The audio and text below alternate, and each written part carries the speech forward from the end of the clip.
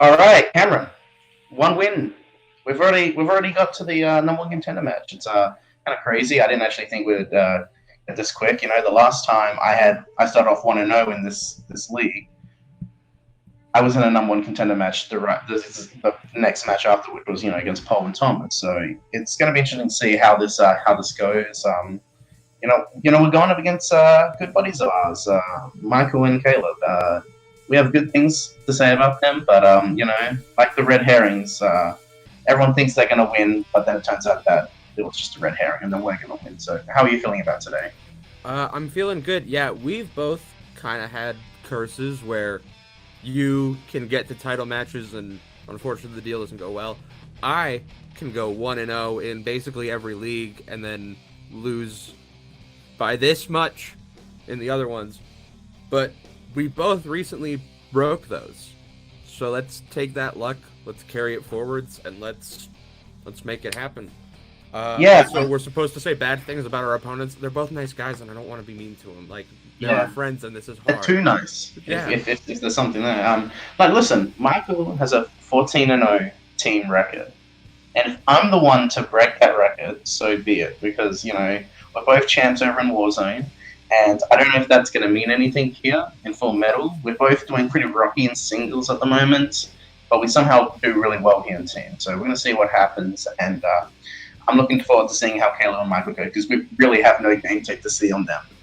So there only one match that's been aired at this point. The match against Notorious Chaos is probably already released by now, but they only have one match to see from us. So we'll see how this goes, and whoever wins is going to be going up against Wild Stallions, and I wish them the best of luck either way. What happens? So good luck, guys, and let's make this the game of our lives. So Cameron, let's go boo.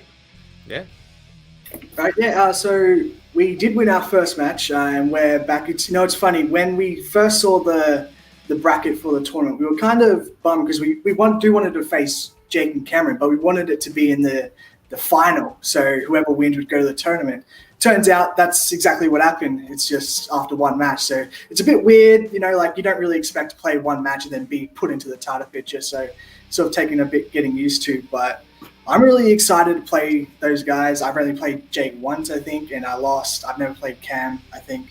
And yeah, I'm just excited to play with you again. We've only had one match. It hasn't really aired as of taping this. So yeah, I'm excited to just get more experience with you. How are you feeling about this match? What I will say is I can guarantee that the winner of this match will be the team consisting of an Australian Warzone team champion and someone who was born in the late 90s, a member of Team 19 and an Australian Warzone team champ. I can guarantee that. I would bet my entire house on that. But no, it's really weird because we are kind of playing a team that's kind of similar to us. Yeah. And we're like friends with Jake and Cam. When we meet them, they're like, we pass each other like, oh hey, what's up? It's that little bit different. Yeah. So I think this is going to be interesting. I think this might be a match for the history books. We'll see.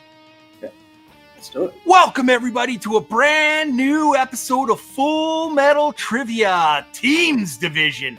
And if you aren't excited for this, you're dead, because this is the final of the teams tournament, and that the winner of this match will go on to face the Wild Stallions and the championship. I can't do this alone. I'm here with my good friend, James Spence. How you doing, buddy? I'm doing great. I didn't realize we were already giving accusations of death. This ramped up very quickly. I'll tell you this. I did not know. I wasn't aware of Michael Campbell's dominant team record.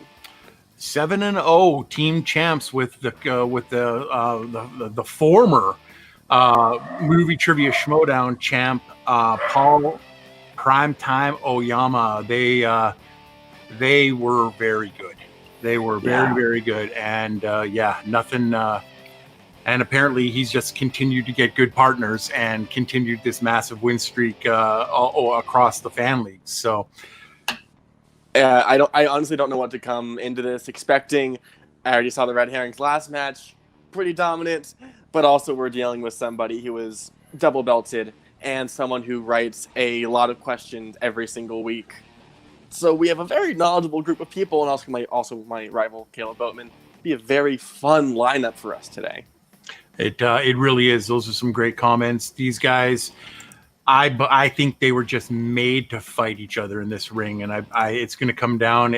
If I have my wish, it's going to come down to the very last question, and I don't see very many slip-ups happening here. But how about we get started? Yeah. Introducing first. They are.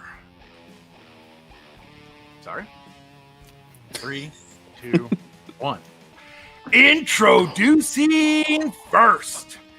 They have a combined strength of the Texas Chainsaw Massacre franchise.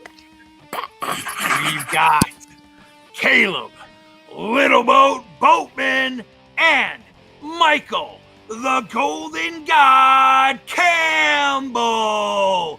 Red herrings. Sports movies were up. We're a red herring. Shut up, Boatman. And their opponents. Not to be outdone, they have a combined strength of 2010's live action musicals.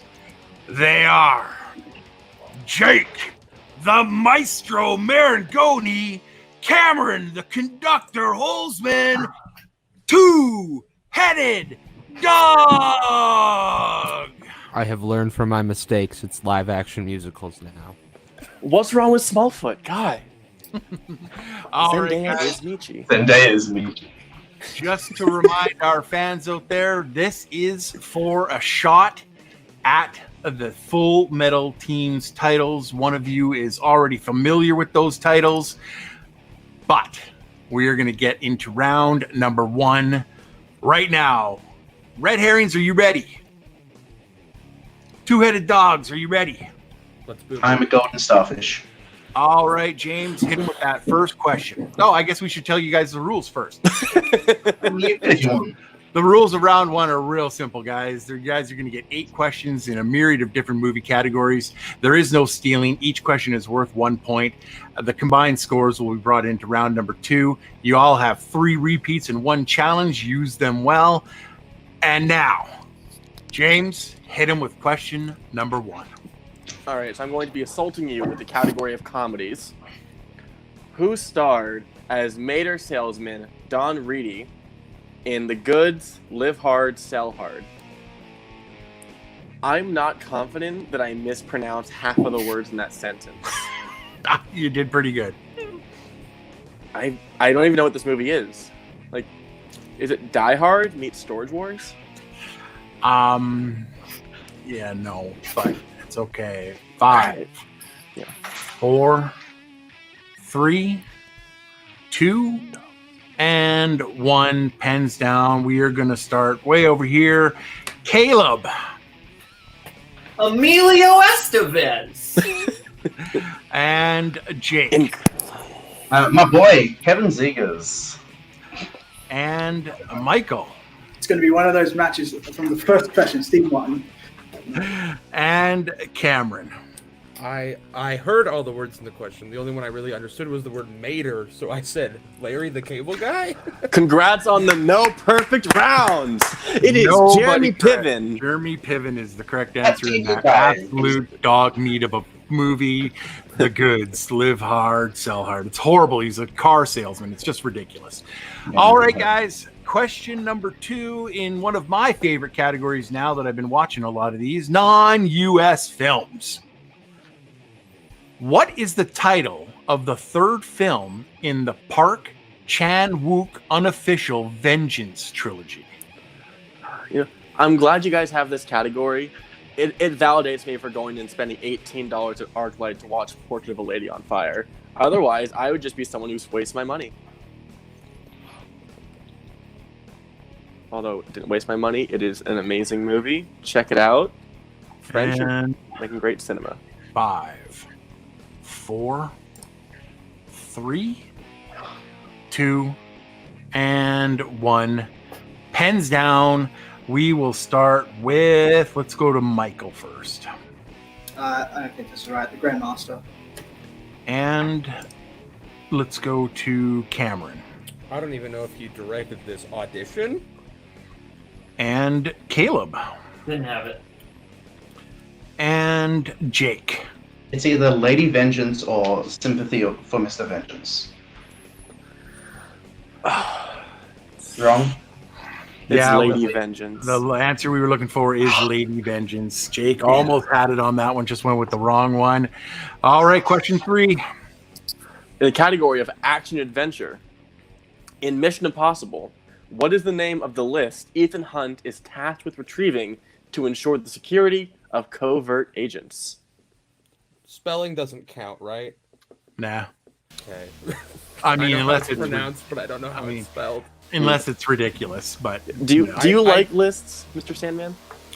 I'm a fan of lists, actually. I have so many lists that have to do with this league. It's ridiculous. 5, 4, 3, 2, and 1. Pens down. Let's go to Cameron first.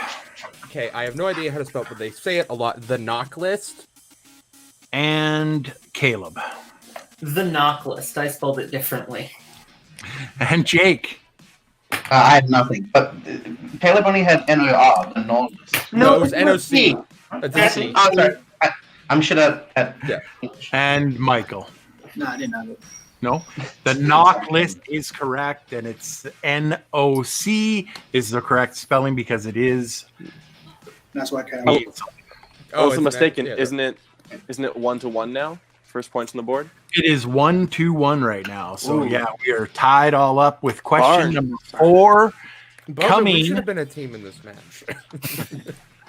All right, your question number 4 comes in the category of recent releases.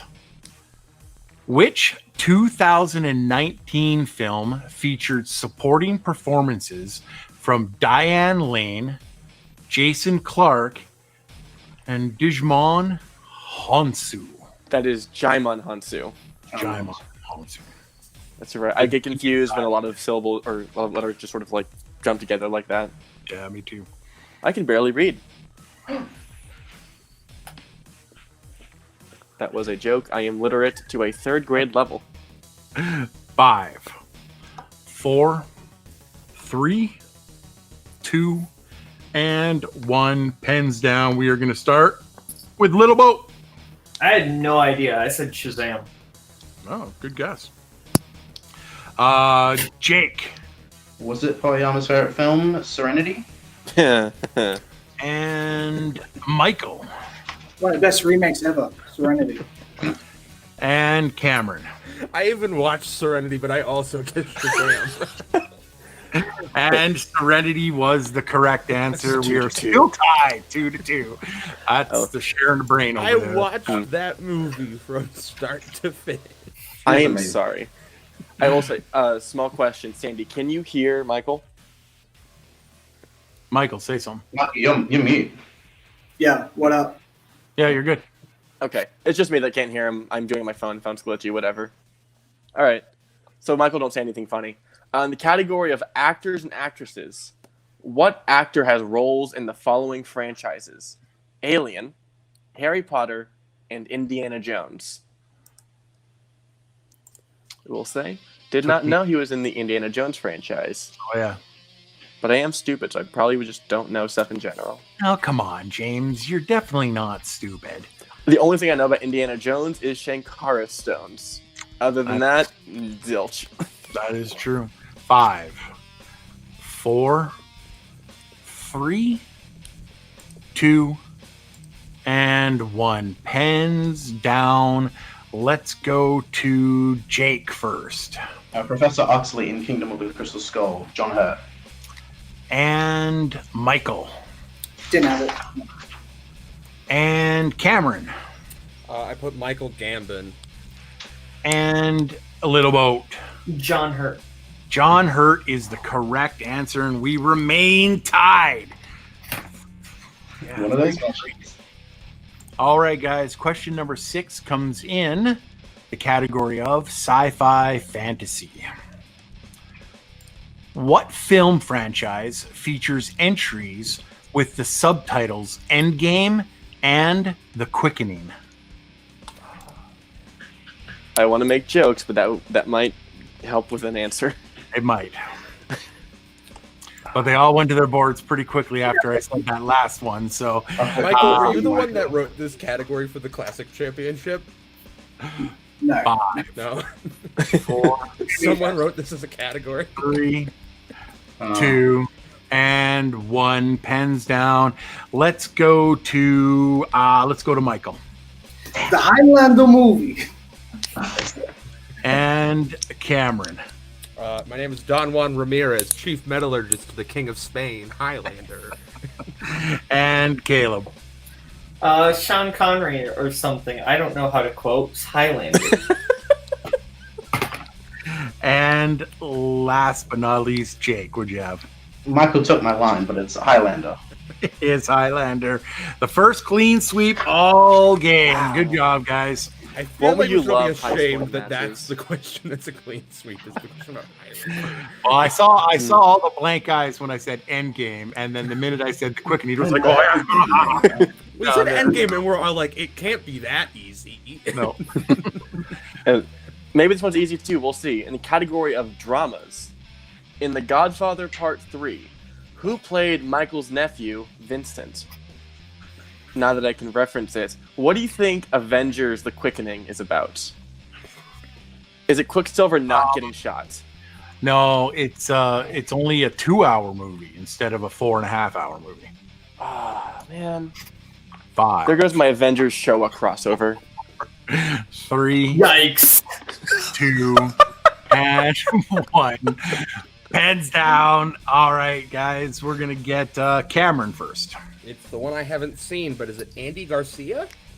and Caleb, Terry Benedict, Andy Garcia. and Jake. What do you have against Terry Benedict and Andy Garcia?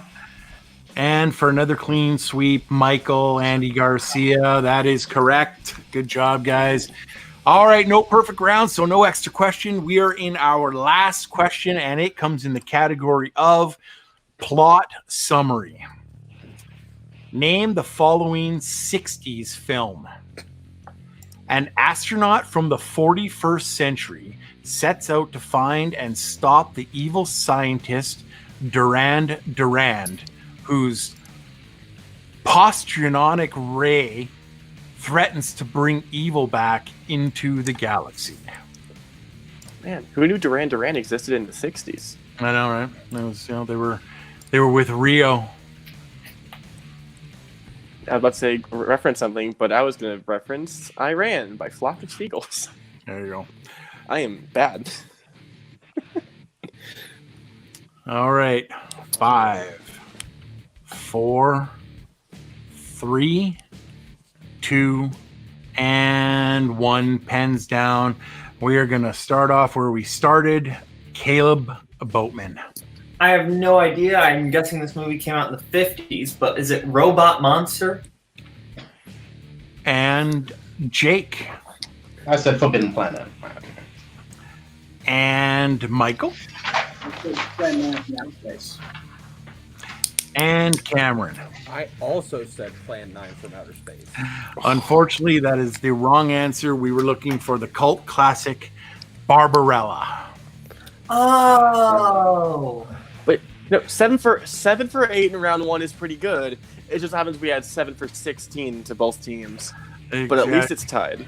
It is. So, guys, what we're going to do right now is we're going to take a real quick break while I calculate some scores and make sure they're correct. We'll be right back. All right, guys, we are back, and we are about to get into round number 2. But first, let's get a quick score count. It's real easy. These guys tied it up exactly like I thought this was going to be a nice close match. 7 points apiece as we get into round number 2, and here is how it works.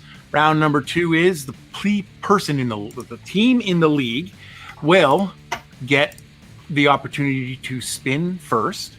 And if they do decide to spin first, they get to pick their color. They will then be given 6 questions, each worth 2 points unless you go down to multiple choice. the colors that they can choose are red or black. If they land on the color that they pick, they will get, it's like spinner's choice. They'll be able to get what they want on the board. If they decide, they can also decide to defer, and then the other team will get to do it. And because we are tied, Red Herrings has the upper hand in this one because of a knockout instead of a TKO. So we're going to give you guys the round 2 categories. So the first one, Take a Bow, final movies. 2000 sports movies. Fox Searchlight films. The great director Tim Burton. Recent releases. Sci-fi fantasy. It's All Relative, real life family co-stars, starring the cast of Friends. Not today, Satan. Devil movies. Movies with the devil. Kim Cattrall. And the strength categories, Texas Chainsaw Massacre franchise, that is Red Herring strength. And 2010's live action musicals, that is Two-Headed Dog strengths. And as we said before, the red and black squares on there. Red Herrings, you have the opportunity to go first and pick your color first if you want, or you can defer. What would you like to do? I have a question. What drugs were the people who came up with these categories on? Yeah. Can Matt and Thomas give me some of this stuff, please? But Michael, I'll leave it in your hands because I messed this up last time. I say we just Okay. them so we go. Yeah, we'll go second. You go second. Okay. All right, so that means Two-Headed Dogs. You guys are up first. What color would you like? Let's go red to be Yeah, misleading. let's do it. Always there vote on red? red, as the great Wesley Snipes once said. All right. Okay, and just to remind everybody, you guys still have all of your repeats and your challenge left, and there is stealing in this. You guys will be given a hard 5 count at the end of a question if they miss it. So make sure that you're listening and writing down the question while they are, because you won't be given any extra time without a repeat. All right. You guys chose red. I've got that on the corner. Are you ready for your first spin? There is the Yeah, let's go. wheel. Ready as we'll ever be. All right, here it comes.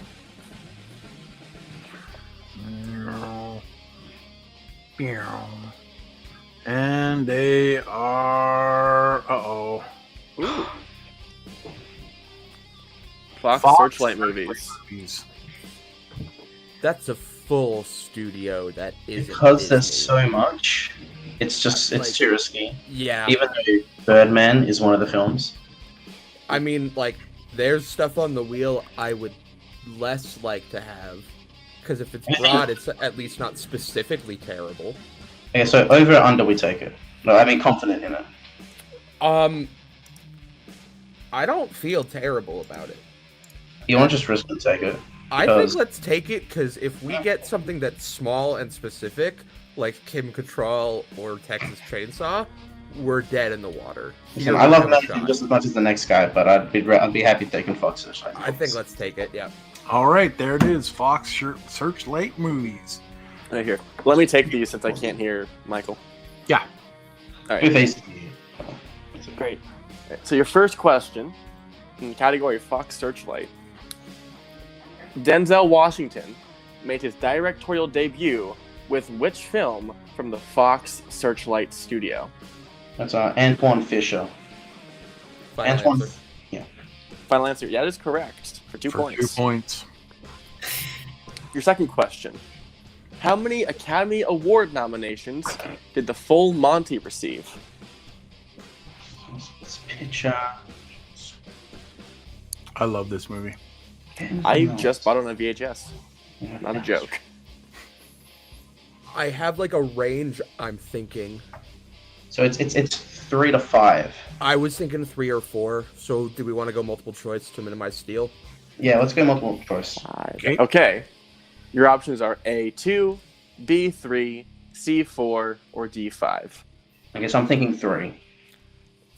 Go for it. No, wait. Let me just think that. Okay, what are the 3 that you have for sure?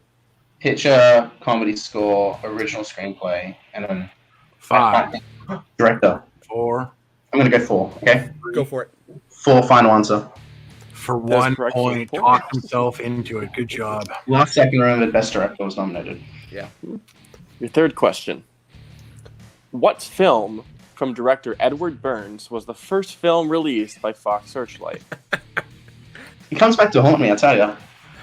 Jeremy Adams, you piece of... Did he even write this category? no, but Edward Burns is on the list. I do not know, so let's say multiple choice. All right. Yeah. The options All right. are A, The Brothers McMillan, B, 15 Minutes, C, Sidewalks of New York, or D, She's the One. So I think The Brothers McMillan was his first film. So I think that's just okay. It's just fair. We just say that one. Yeah, we might as well. Yeah, Brothers McMillan. Final answer. Correct for 1 point. Point. I have never heard of Edward Burns, so I'm glad Yeah, you that's did. If you Paid play off. Jeremy, you will. All right. Fourth question. What U.S. state does Super Troopers take place in? Super Troopers again. Mother. Yeah, this is our movie apparently. I don't know states. I Oh wait. I mean, Isn't it Vermont? that sounds about right to me. Vermont. Final answer. For For 2 2 points. points. Top 10 versus Patriots. Super Troopers comedy twice in a go-to row, and question. twice in a row we guessed Rematch. correctly. Jake Marangoni, somehow the best American on the panel today. Your Thank you, fifth Shreya. question. I mean, there's only one American on the panel, so. Hi. Shut up, Boatman. Your fifth question. In The Old Man and the Gun, who played John Hunt, the police detective hunting down the old man? I think it's Casey Affleck. Yeah. Casey Affleck. Final answer. Another 2 points. 4 points. And your last question. In The Way, Way Back, Duncan gets a summer job working where? Do you want the name of the place or the Oh, type the of broad. establishment? The type. A Go for water it. park. Final Final answer. answer. That's correct for It's 2 called points. Water Whiz, if that changes anything. Nope, but I can see Boatman is very mad he did not get that question. Thank you. All I think right. he's more mad that we did. That was. He that knows was, how much I love that movie. That was a hell of a round by Two-Headed Dog when they weren't all that. We made the comfortable. right choice. We Technically not- perfect. Did they get I 10 knew points? all those questions. They got all the right answers, even though they had to go to multiple choice. But that's how you do it when you get into these round twos. You don't want to take any chances. All right. We're going to go over to red herrings. You guys have the color of black. And are you ready for your spin? All right. So, guys, now you guys can see you're on black. And finger exercises. Yeah. I won't make a joke. It It is. Recent releases. It's close. See, the thing is, I think these might be carried over from our last match, and I think that would be tough. Also, I don't hate it though. It's definitely not like the worst thing on here, but it's also not the best. And honestly, I feel like there's more. I don't know. Just I feel like with those Fox Searchlight questions, I don't know.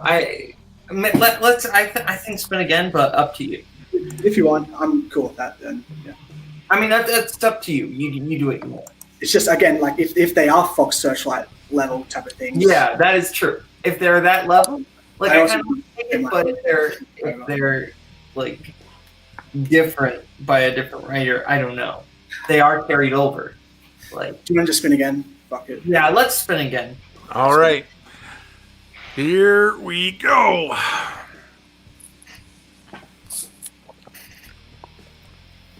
Yes. Stop! No! Texas Okay. No! Massacre franchise. Okay. That would be your guys' strength. From Y'all what pray I, to some unholy gods right Missed there. it It by worked. that much. That is scary. Okay, well I'm gonna take a nap. All right. All right. See, now I bet you're wishing that you got this category, didn't you there, James? I'm just gonna. No, God, no. All right, I'll be asking you guys these questions as soon as I can I'm find gonna it. just sit here and eat chocolate. Yeah. All right. I'm gonna- Yeah. Okay, Red Herrings, it is your turn. Are you guys ready for your first of 6 questions in the Texas Chainsaw Massacre franchise? Sure. All right. Question number 1. Which Texas Chainsaw Massacre film has the characters Benny, Michelle, Tex, and Tinker?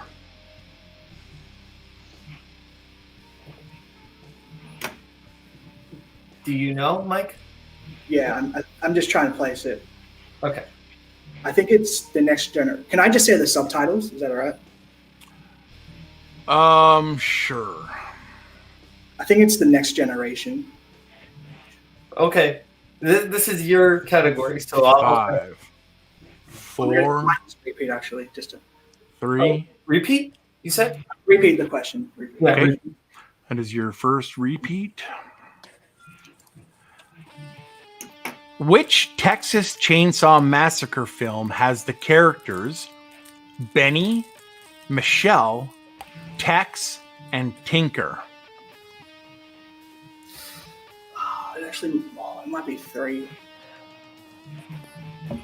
Yeah, I think it might be 3 actually, which is not. So Do we need multiple? Or- Leatherface, the Texas Chainsaw Massacre 3, final answer. For 1 point. 2 points. No, 2 no, points. 2 points. That's right. Sorry. No, my bad. 2 big points on that first question. All right. Oh, we got it. I thought you were going to say a steal and you gave me a heart attack. No. Sorry, that was my bad. I forgot it was a repeat, not multiple choice. Okay, question number 2. Who plays Vilmer in Texas Chainsaw: The Next Generation? Matthew McConaughey, final answer. 2 more points. I knew that one. I could read his lips on that one, and that was a very confident answer. It was. All right, question number 3 in Texas Chainsaw Massacre. How is Eric Balfour's character Kemper killed by Leatherface in 2003's Texas Chainsaw Massacre? Okay, so I know who he is.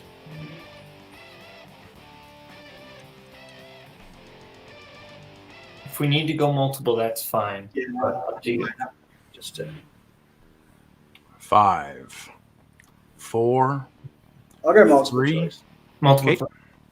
Your multiple choice options are A, gets stabbed in the neck by a hook. B, gets killed with a chainsaw. C, gets hit in the head by a sledgehammer. Or D, gets strangled with a wire. This is violent. Just going blank on the.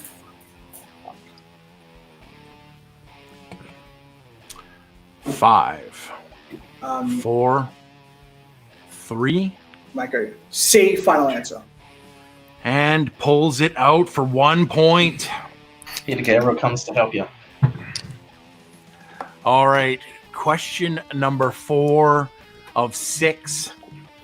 What year saw the release of Texas Chainsaw 3D? 2013. It was. This might be. It's January 2013. You cool with that, Caleb? Yeah. 2013. 2013, final answer. For 2 points. I did not need the month, just the year, but thank you for getting that for me.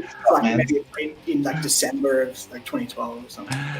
All right, your second to last question, number 5, is how many films does R. Lee Emery play Sheriff Hoyt?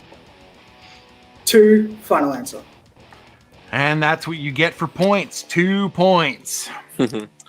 And your last question in this round. Nobody giving up steals in this one. Question number 6. Who plays Texas Ranger Hal Hartman in 2017's Leatherface? It is Stephen Dorff. Okay. Final answer. Stephen Dorff, final answer. For 2 more points. Oh, jeez. Well, I think we now actually have. It's a An 1 point. advantage. They're ahead of us Yeah. by one. They're ahead by 1 point, Yeah. but we're going to make sure we're going to take a small break. We'll be right back.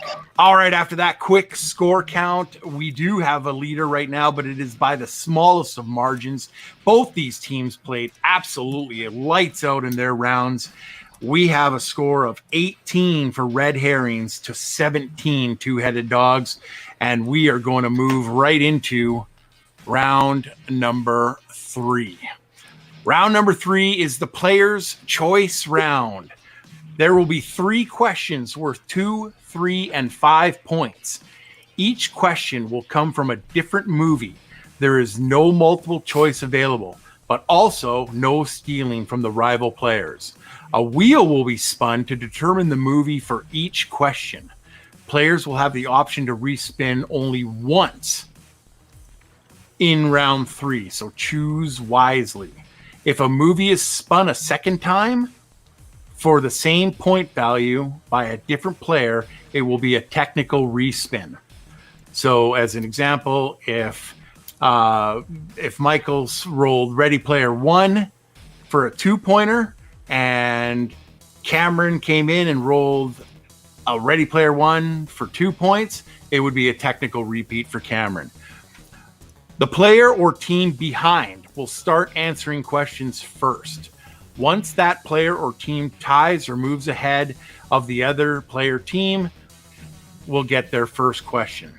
Each team will go back and forth answering the questions from their given movie until they are TKOs or mathematically eliminated. We gave these guys their movies a few days ago, and here is the names that they were lucky enough to get.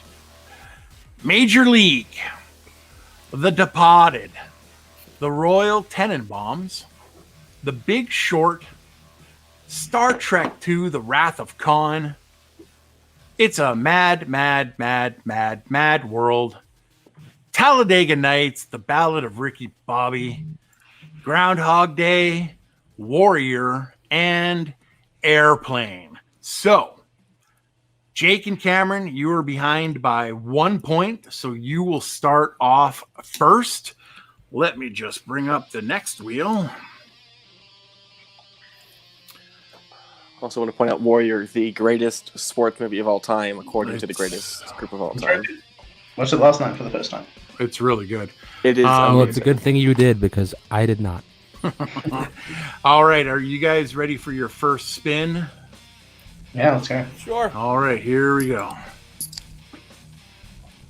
Wonk.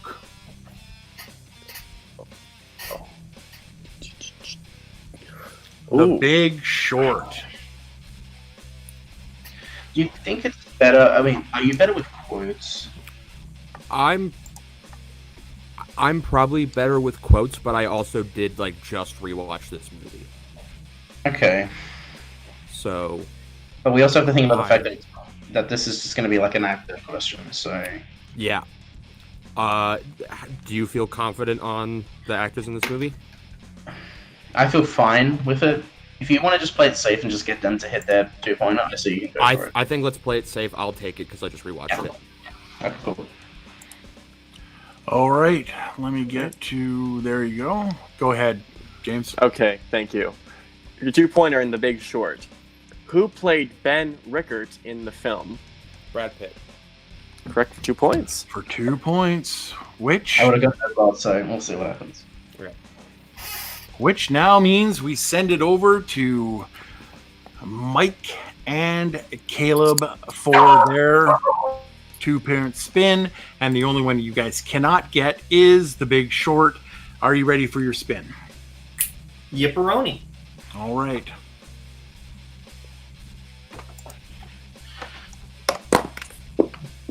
Dropping my pen. Stop. Yeah. Yep, technical respin. Also point out the great advising by you, the Mad Times 6 world. There's only 4 Mads in the title of that movie. Really? Who plays Ben Rickard? Your story, folks. Do you guys know who plays Ben Rickard, though? Do you? Do you know it? Warrior. I'll Greatest take movie it. of all time. I was Okay. gonna say, Michael will probably take the sports. Yeah, movie. Michael. Caleb's not arguing. Oh, just give me a second.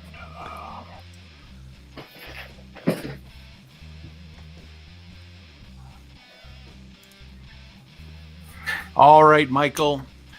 In the movie Warrior, your 2-point question is: what actor plays the character Frank Campana? Frank Grillo. Correct for 2 points. I knew it was going to be that question. That's the thing. So that or the wife. Yeah. All right, that means we throw her back over to Two-Headed Dog. Maybe guys. a Kevin Dunn question. Maybe. You guys ready for your first spin or your second spin? Second. I mean, don't matter if I'm ready. It's what Jake thinks. so. Okay. All right, there is the spin.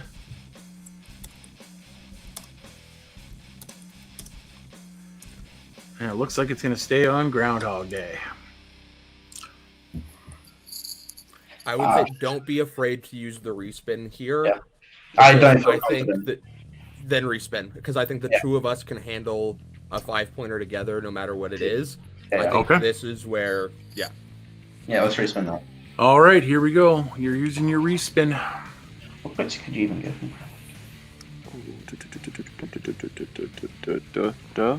No. That is the one. The Royal Tenenbaums. Cool. We got both of the movies Caleb really, really likes having on this list. The movie I am not seeing yet because of big reasons. Oh. Well, Okay. so this question is a long quote, so wait for the blank. Okay. Complete the following exchange. Can you paraphrase it for us? I don't think so. Is it dark? Of course it's dark. It's a blank blank. 2 words.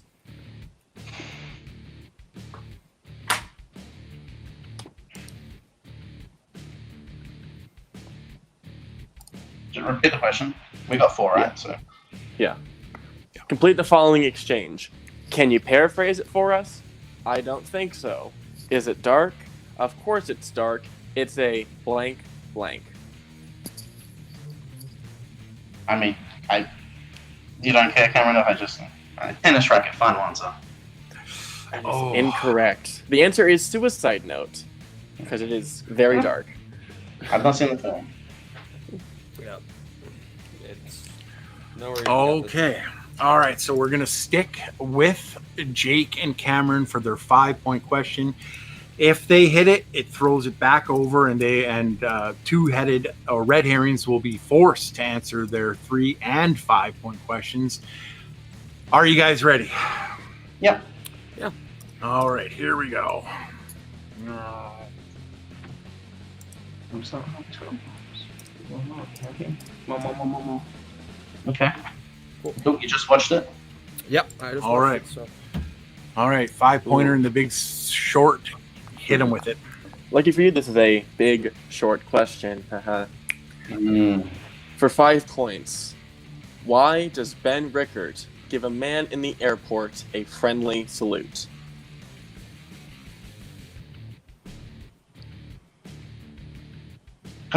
Because he's wearing the mask, right? When he's going down the airport, he's wearing like one of those mask things that you wear. You don't want to. 5. We've got 3 repeats. 4. Yeah, repeat it. Repeat. Alright. Why does Ben Rickard give a man in the airport a friendly salute?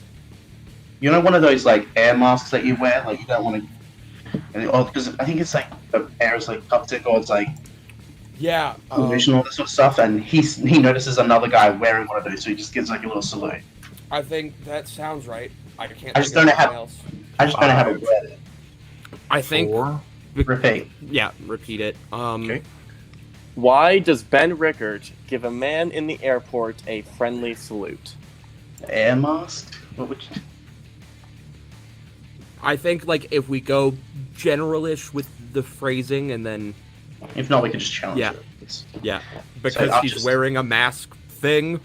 Is that Let me- acceptable phrasing, Jake?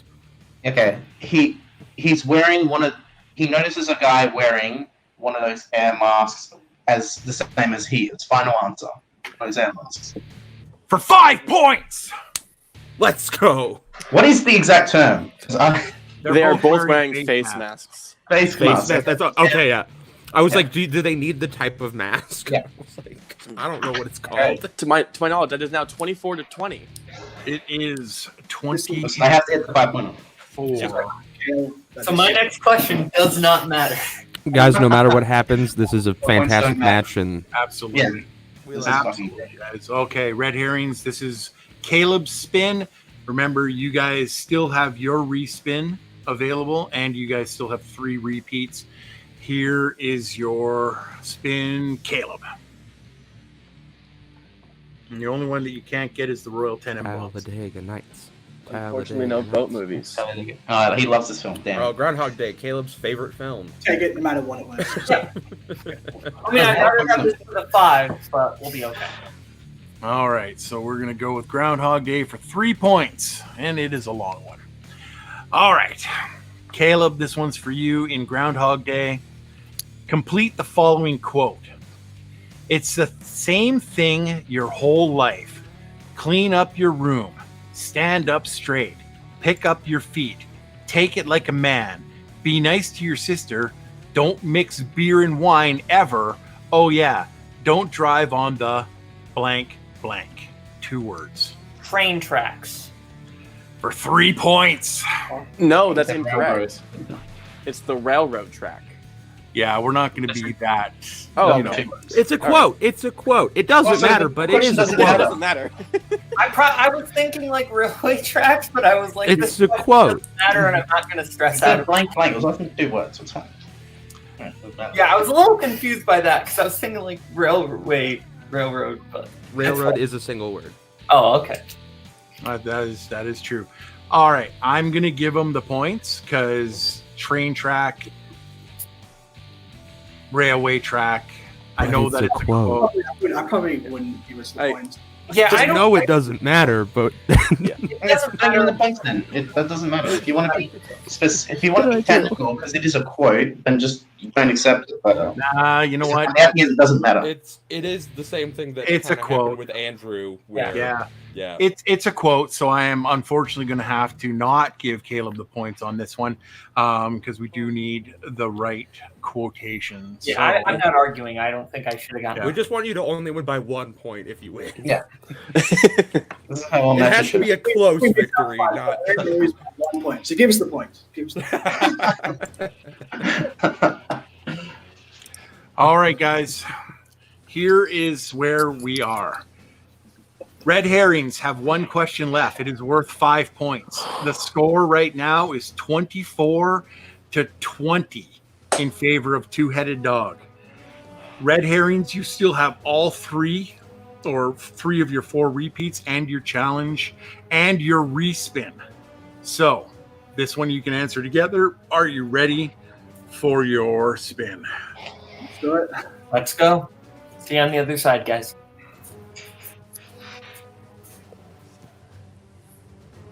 The only one you can't get is the Big Short. Why can't I ask this Warrior. question? I Oh think my god. What, I Michael? think we should take it Okay. because I just watched it. So I mean that's as good as we're gonna get. Yeah. If you feel confident, then let's take it. Sure, that's all. Okay.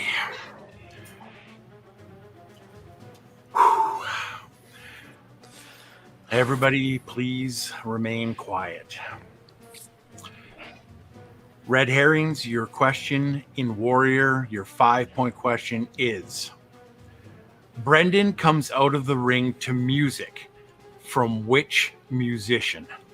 Okay, so I'm going to use a repeat, but pretty sure it's Beethoven, because they play "Ode to Joy" and he keeps always saying Beethoven, Beethoven.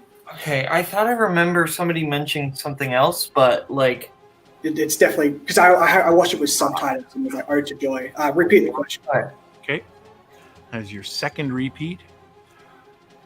Brendan comes out to the ring to music from which musician?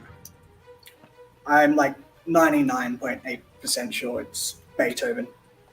Okay. Well, I know Ode to Joy is Beethoven, so I remember somebody mentioned. Or do you reckon another repeat? I can just go for it now. Yeah, let's just go for it. You take it home. Beethoven, final answer.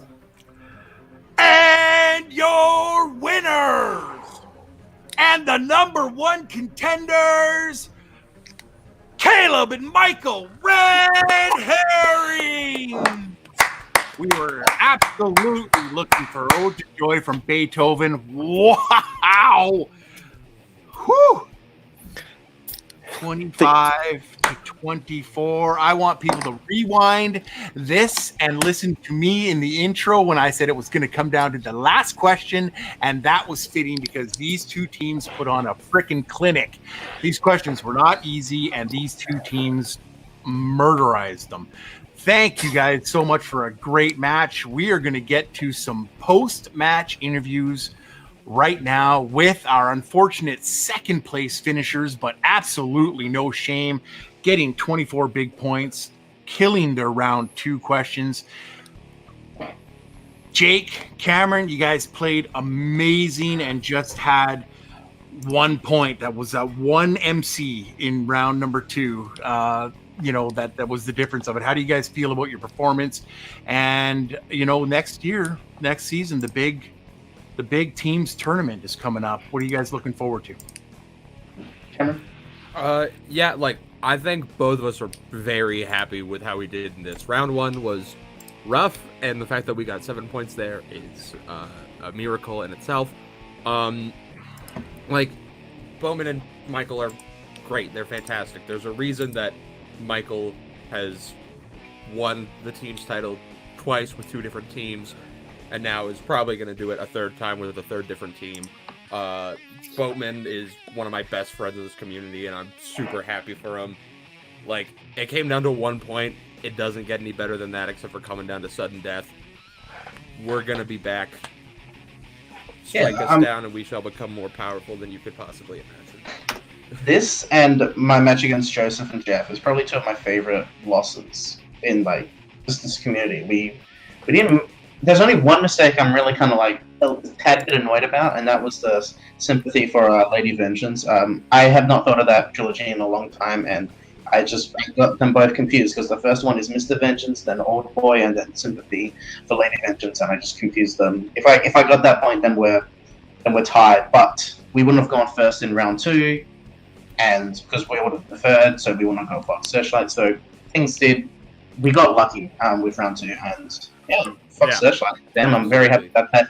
No Birdman question though, so that's a little annoying. Well, somebody would say lucky. This host says good. But if we're gonna lose any team, I'm super happy, honored, and proud that it was Michael and Caleb. These 2 of my closest friends in this community, and they earned this victory. Despite getting that strength in round 2, we got a really good category in round 2, and we had to go multiple twice, and that kind of set that gave them the victory in the end. But we still got those points, and we still did well. And this is the match that I want. This is the match I always want, to go down to both of us hitting our 5-pointers. And I knew that Warrior won. I knew once he said they didn't. I knew once they said the question they were going to get it. So props to Michael and Caleb. Honestly, they both did well, and I look forward to seeing you play Wild Stallions. And you have my respect, and I hope to see you guys take the belts, because then Michael will be definitely on top of the go for teams. Still 15-0 now, so you can keep that perfect record. And this is fun, and I look forward to what we do in the tournament, because we did well enough for us. People should be looking out for us, and we'll see how that goes. I'm glad you brought that up, because I can tell you this right now, because of your performance in this tournament, and especially in this match, you guys will be in the top 15 seeds going into the tournament. So that is a hell of an accomplishment considering that we're going to have 30 some odd teams in this tournament. So yeah, it's going to be a dogfight, but you guys deserved it. Thank you guys so much for playing in all the matches this year. You guys have been phenomenal. Jake and Cameron, you're two of my favorite people in the whole community. So I really do appreciate you guys, but we're going to get some comments now from our victorious team, the Red Herrings, Caleb, Little Boatman, and Michael, who is absolutely earning his nickname, the Golden God Campbell. How do you guys feel after that? You guys played amazing. You guys did a little bit better in round 2 than those, and that was the difference in the match. Michael, I just want to ask you, is your back okay? Like, I know I'm not like a heavy person, but like I feel like I just want to make sure you carried me all that way, and I just want to make. You just got more points in round 1. You did well.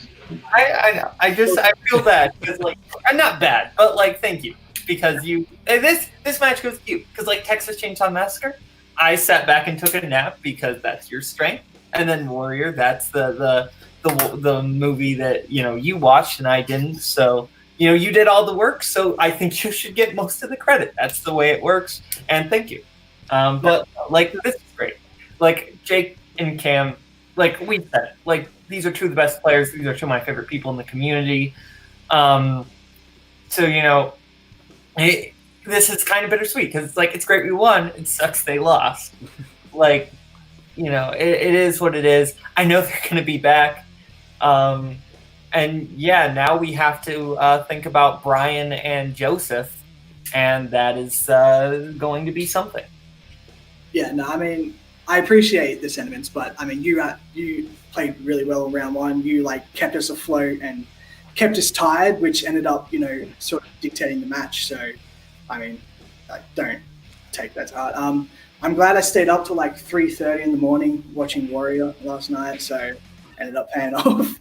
I was definitely nervous when TCM came up. I was like, I watched them, but they're not filled with triggers. I was like, worried they don't get too hard, but I was glad I was able to do what I did. They played really well, especially round 2. Like that's a tough category to like choose on. They didn't get stuck with it. They decided to choose it. And it's a ballsy move, and they paid off for them. They played really well.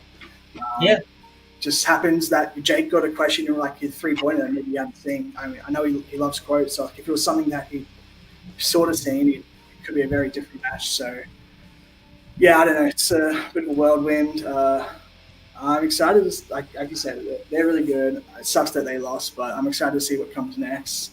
Got to start thinking about more strengths. Brian, it's easy to strategize with Brian. He's just seen like every movie 100%. If I could get some advice, he may go Julian Huff, okay?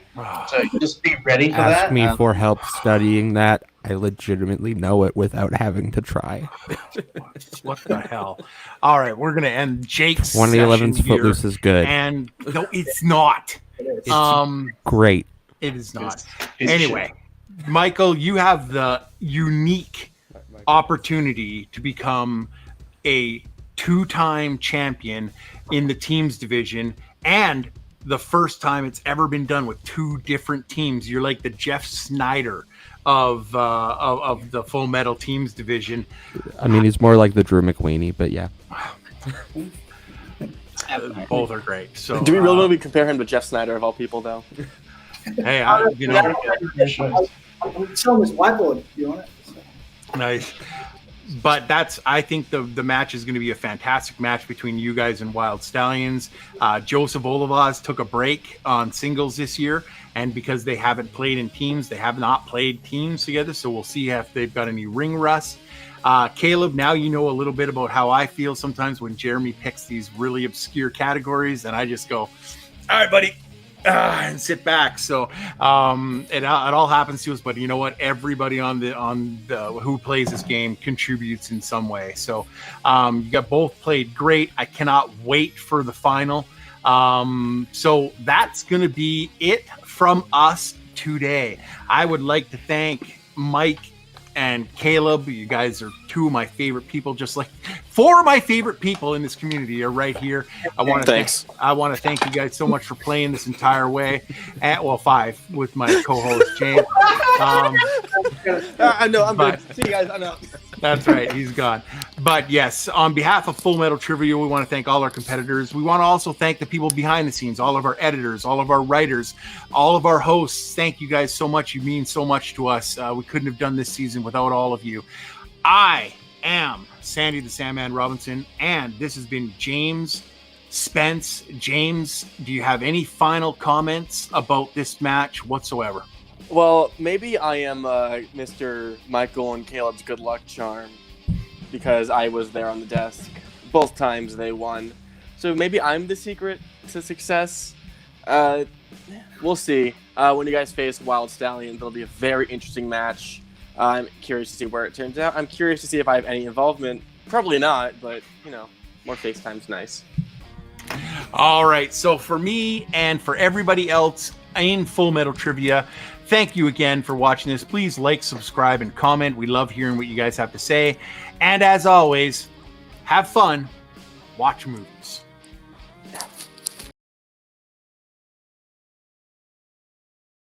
All right, gentlemen, welcome back to another title match. It's a bit of a weird situation because as of filming this, none of our matches have actually aired. We're in a title match, so it's sort of a weird situation. I don't know how we've been received in the Full Metal landscape, but I'm very excited. This is a pretty dominant team, but I think we've also been pretty good too. And, I once lost the Full Metal belt. Well, I didn't lose the Full Metal belts. They were snatched from my hands, and I'm excited to get them back. This is my chance. I've been waiting for this. I remember the day we became a team. It was the free-for-all, third free-for-all. We became a team. And here we are, a couple of years later, finally playing for a belt. I'm very excited. How about you, Matt? It's good. It's very weird because it's like it was like May or even earlier than that. I don't remember. March. It was March when we wanted to team up. And then it's like we were waiting like so many months for matches. And then it's like December hits. You're getting 3 matches in the span of like a couple weeks. So it's been very interesting just how fast it's been. But no, this has been fun. I think the lack of like time has helped me be less nervous for this. So I think that's a good thing.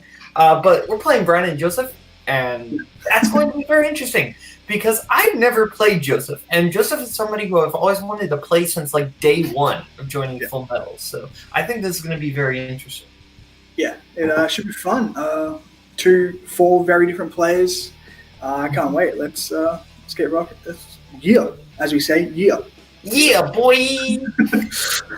Well, this is a surprise. Here we get a new title defense, which is great. But for some reason, it's a team we've never seen before, and I don't know how to feel about that. It's both intimidating, but also kind of intimidating because both Michael and Caleb are really strong competitors on their own. And the fact that we have to beat them both at the same time, but with Michael not having lost a single teams match, if I recall correctly, it's like kind of freaky. I don't know, but we'll do our best. We will definitely try to keep Michael away from our belts. We kind of want to keep them right now.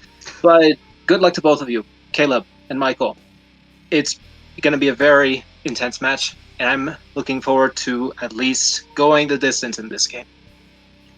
Yeah, I figured Caleb got all butthurt when Michael came and stole his belt over in the other league with Jake.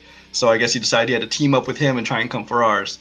But like I said, we don't know anything about this team. We know them individually, but I don't even, until like today, I didn't even know the name of this team. It's apparently the Red Herrings. But we'll see how they play after I watch their matches after we record this one, I guess. But yeah, I've been looking forward to playing Caleb for a long time because we are together over there in multiplex, but we have very different tastes. So it'll be interesting, and I think you and Caleb are very similar. And Michael's just Michael. He's a powerhouse. He's been around forever, and he's done great. So I don't know. This will be a fun match. It's probably gonna be our toughest match yet, but we'll see what happens. Well, to steal from one Caleb the King Coho, those were some fire promos. No, I'm not going to do that. Actually, these are two teams coming in that really seem to respect each other. They're a little bit nervous of facing each other, but I am not alone. On the table with me today is the consigliere, Mr. Kirk Kowakowski. How are you feeling today, and how are you feeling about this match, sir? I'm feeling great. There's nothing like a title match. I'm excited to be here, excited to watch this. Two great teams. I've played against Wild Stallions before. These guys just get better as their matches go along. The deeper you get, as their opponent, you get like this existential dread because they're just getting better and better, and you see the sand running out of the hourglass, and your chance to beat them running out. But they're going up against Michael and Caleb. Michael is the current team champ over in the other league, and he dethroned the former champ, who was Caleb Boatman. So, I mean, these guys know their way around a team title match, and four of maybe the pound-for-pound best players we have in any of the leagues. So, I'm nervous just watching it. I can't imagine how these guys feel right now. 100%. All right, let's get into these introductions. We'll get into the round one rules as we go. Introducing first, the reigning team champions, Brian the MacGuffin Michaels and Joseph the Algorithm Olivas are taking on today in the Red Herrings. One, Mr. Michael the Golden God Campbell, and the living embodiment of the son of the Titanic, Caleb the Boatman. Guys, we'll break down the rules for round one. Round one is you're gonna get 8 questions in the realm of a whole bunch of different movies. We're gonna count 1, 2, 3, 4, 5, 6, 7, 8. If you get all 8 questions, you will get a bonus question. You get 3 repeats and you get 1 challenge, guys. If you are ready and willing, I know Kirk and I are able, and Kirk did say that he wanted to take the first question. So if you guys are ready, I say let's jump right into this. Kirk, if you want to go ahead and hit him with the first question. All right, question number 1 comes to you in the category of action movies. And the question is, who plays the villainous mercenary Keegan in the film Bullet to the Head? Now, I know this might be a little bit of a personal question, but Kirk, have you ever caught a bullet to the head? Not to the head. Not to the head? Not to the head. Same here. Can't say that I have. But we'll give him a quick 5, 4, 3, 2, 1. Pens down. Let's start with the MacGuffin. I don't know if he's the villain, but he's in the movie. Jason Momoa? My man. That is correct. Little Boat. No, I didn't have it. All right. Joseph. Christian Slater. Ooh, close. Michael. Thank you to whoever wrote this question in my Warzone team title match, Jason Momoa. Yikes. Shout outs. It wasn't the exact same question, just for that. It wasn't the exact same. That's why I put Christian Slater, actually, because I knew he was in the movie. I just didn't know he was the villain or not. All right, guys, your second question comes to the realm of comedies. Nobody laugh because it's not funny anymore. Okay. In The Big Lebowski, after an altercation involving mistaken identity, what specific action do the thugs do that causes the dude to seek compensation from Mr. Lebowski? I'll seem to know this one. This is one of my favorite comedies from the 90s, and everybody seems to be ready. So we'll give you a quick 5, 4, 3, 2, 1. Boatman. They peed on my rug, man. Peed on his rug. Peed on his rug is correct. We will go to Joseph. They really tied the room together, man. They urinate on his rug. I will accept urinated on his rug. That is the scientific term, the medical term. Michael. Lebowski quote. I'm saying a Lebowski quote right now. Because, pissed on my rug, man. That is correct. And Brian. I went piss on the rug. All 4 acceptable answers. A clean sweep. Okay. Exactly what we expect. Question number 3 comes to the category of drama. Which actor What actors play the two FBI agents sent to investigate the disappearance of a civil rights activist in the film Mississippi Burning? You want both of them? Both Yes, of them. both please. actors. Yes. You ever been an FBI agent, Kirk? I have not. I've never been an FBI agent, and I've never been to Mississippi, and I've never investigated a disappearance. I have been all three of those things: the disappeared and the disappearer. We call it kidnapping nowadays, but we won't talk about that because this is live on air, and we'll go 5, 4, 3, 2, 1. We will start with Joseph. I really like this movie. It's Willem Dafoe and Gene Hackman. That is correct. Michael. Willem Dafoe, Gene Hackman. Brian. Willem Dafoe, Gene Hackman. Correct. And Boat. Another clean sweep. Willem Dafoe, Gene Hackman. To quote one Mr. Warhawk, yo! Question number 4 comes in Sandy's favorite category, non-U.S. films. In Abre los ojos, or Open Your Eyes, what happens when Caesar takes a car ride from his former love, Nuria?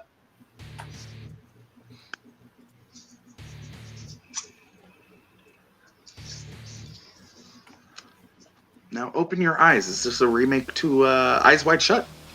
Or the sequel, I should say. It is the original to another remake. Hey, see? And we're going to go 5, 4, 3, 2, 1, and we will start with Brian again. Not a clue. They get in a crash. Okay. Boatman. I said they get in a car accident. Okay. Joseph. I also said they get in an accident. Okay. And Michael. This is sort of from Vanilla Sky, but yeah, they get into an accident. I know that. Okay. So I'm apt to give them all the point. Yeah. The good news is it doesn't matter. We had to all get it we all do. So the answer is she crashes the car on purpose. Everybody has some form of that, so I'm willing to give everybody the point on it. So, Kirk, if you're on the same page. Yep. Okay. Absolutely. We will move on to question number 5. Okay, question number 5. In the category of actors and actresses, what actor appeared in the films Groundhog Day, Vanilla Sky, Jonah Hex, and Kangaroo Jack? Curious, we get back-to-back Open Your Eyes and Vanilla Sky questions. That doesn't happen too often. I think it's because most people haven't seen Open Your Eyes. That's a safe bet. I'm going to hit you with a 5, 4, 3, 2, 1, and we will start with Little Boat. I believe it's Michael Shannon. That is correct for a point. Joseph. General Zod, Michael Shannon. Correct for a point. Michael. Michael Shannon. Michael Shannon. Nice. And Brian. Michael Shannon. Michael Shannon. Very nice. We are 6 in. I believe Brian is pitching a perfect game right now. And Brian and Brian and Michael both. Yeah, Brian and Michael. Brian and Michael are both thanks pitching for a that, perfect game right now. I got you, buddy. I wasn't going to Gotta- say anything. Gotta drop it in. Gotta drop it in. Question number 6 comes in the category of recent releases. What 2019 film follows a boy through life after his mother is killed in a terrorist attack at a museum? Jay, when's the last time you went to the museum?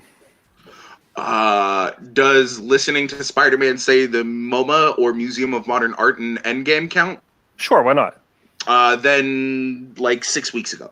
5, 4, 3, 2, 1. Pens down, please. We will start with Michael. The Goldfinch. That is correct for a point. Joseph. Nope, didn't have it. Ooh. Boatman. didn't see that one. Ooh. And Brian. Just saw the trailer. The Goldfinch. So Very nice. Keeping those perfect games alive. And especially for Brian Michaels, your penultimate question Thank you. in the category of crime. In Taxi Driver, Martin Scorsese has a cameo as one of Travis's passengers. The two of them have a conversation about what? How specific do you want an answer for it? There's a couple of different ways we'll take it.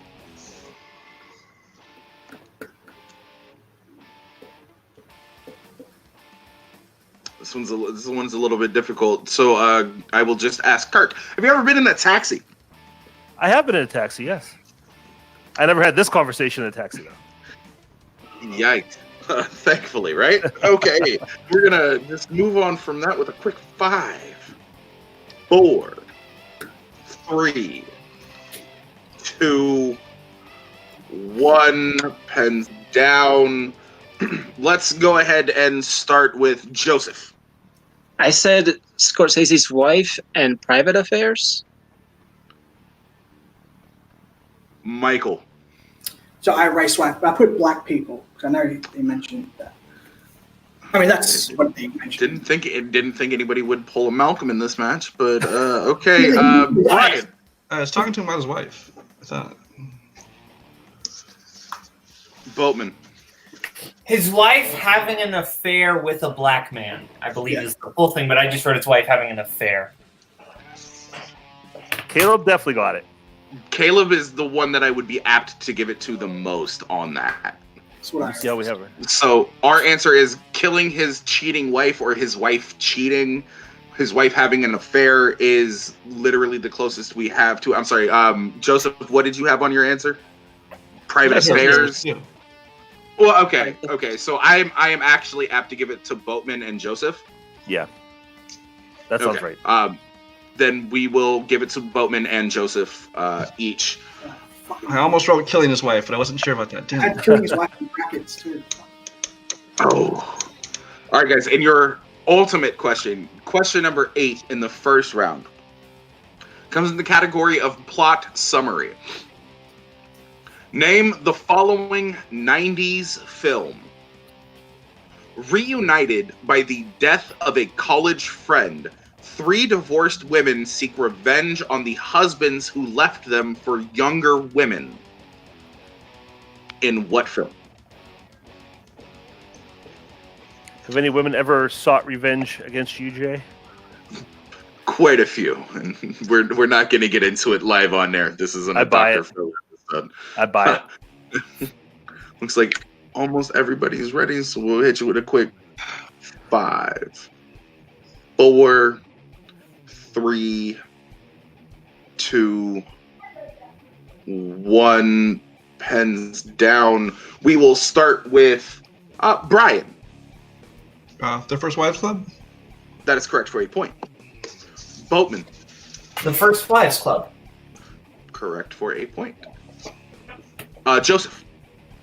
The First Wives Club. That is correct for a point. And Michael. Didn't have it.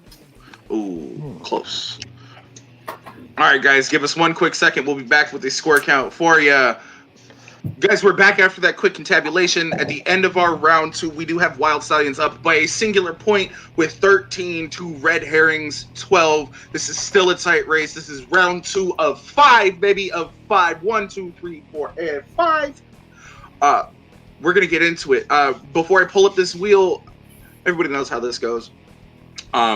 We have the champions, Wild Stallions, in the lead, so you can opt to go first, or you can defer to your opponent, and then we will spin the wheel. You will get a couple of questions, each worth 2 points. If you want to go to multiple choice, it'll be worth less. But before we get into that, Brian, Joseph, would you guys like to go first, or would you like to defer to Red Herrings?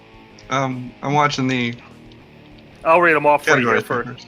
Okay. You got the categories for tonight are recent releases, sci-fi fantasy, road trip movies, horror, 1984 movies, F. Gary Gray, the movies with movies in the movie in the title, It's All Relative, real life family co-stars, Tim Burton, John Malkovich, formerly known as Deep Cuts 90s edition, which is the Wild Stallion strength, and theatrically released Looney Tunes films, which is the red herring strength. And of course, we have red and black. You want to go second, Joseph? Yeah, second. We'll go second. All right. So they want to go second. They've opted to go second. So that would mean that Boatman, Michael, you guys have been gifted the first spin on this wheel. What color would you like to choose, red or black? Well, you're wearing red, I'm wearing black. You got the last two right, so you can choose. Let's go with red because we're the red herrings. Like it makes sense. All right, and we'll go like this. You see my wheel. You guys are all off to the side, and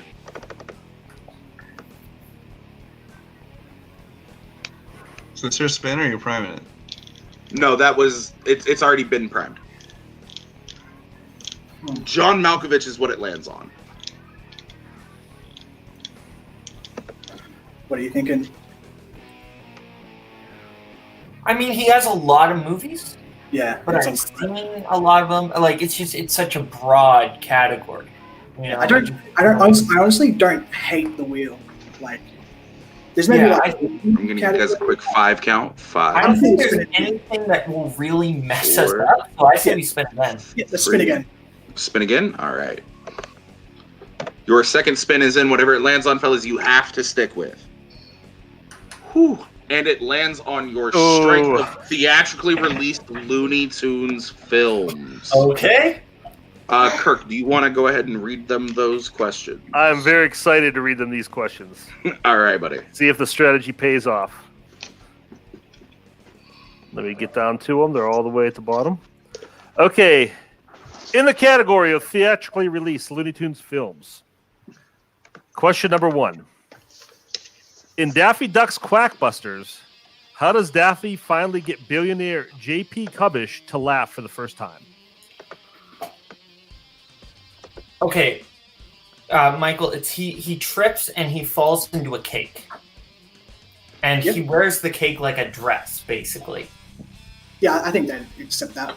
Okay, he trips, falls into a cake, and wears a cake like a dress. Final answer. I think we accept that. We have crashed into a cake, but cake was there, so we'll take that. So that's 2 points. Was it an accident into a cake? It's just a crashing into it. But we'll take it. You got cake I was see the what you point. did there. I see what you did there. Question number 2. What is the subtitle for Bugs Bunny's third movie? 1001 Rabbit Tales. Final answer. That is correct. Question number 3. In Space Jam, what Philadelphia 76ers player gets his talent stolen by the alien Blanco? I do not know. Do you know? 76.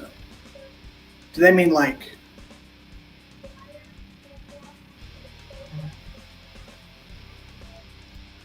I don't think they actually say who plays for what team in that movie is the problem. Used to play with it. I'm just gonna go Charles Barkley. Final answer. That is incorrect. Wild Stallions for the 2-point steal. No idea. Do you have make it, Ryan? 76ers.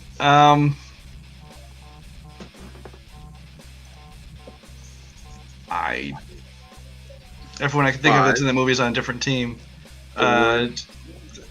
It's not right, but Patrick Ewing. Final answer. That is actually incorrect. The correct answer is Sean Bradley. Caleb tripped up by the sports ball question. Question number 4. Daffy Duck's Fantastic Island is a parody of Fantasy Island, which Looney Tunes characters play the parody of.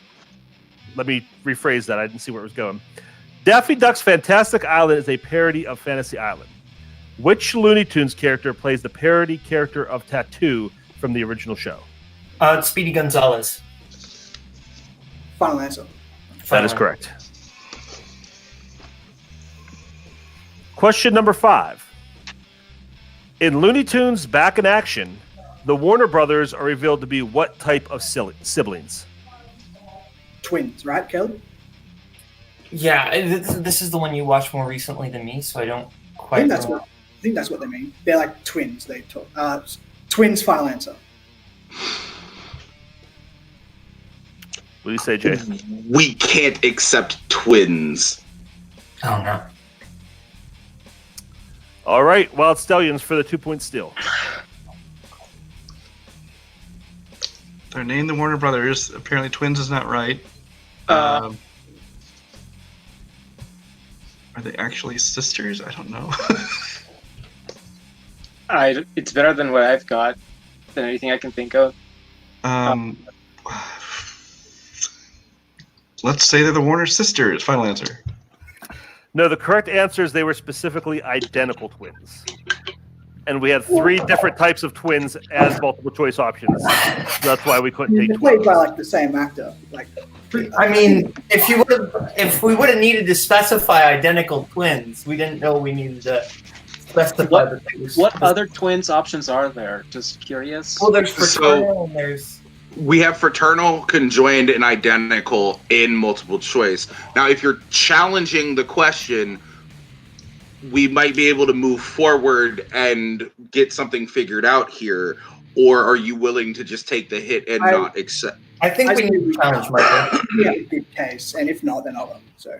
Sorry, Okay. what did you say, Michael? So I think we have a good case. Like, Yeah, so I at think we least- definitely have a good case, so I would like to. Okay. Yeah, so we will. All right, the official challenge is on the table. I'm going to remove Brian and Joseph real fast. Oh, not what I meant to do. Not what I meant to do either. Come on.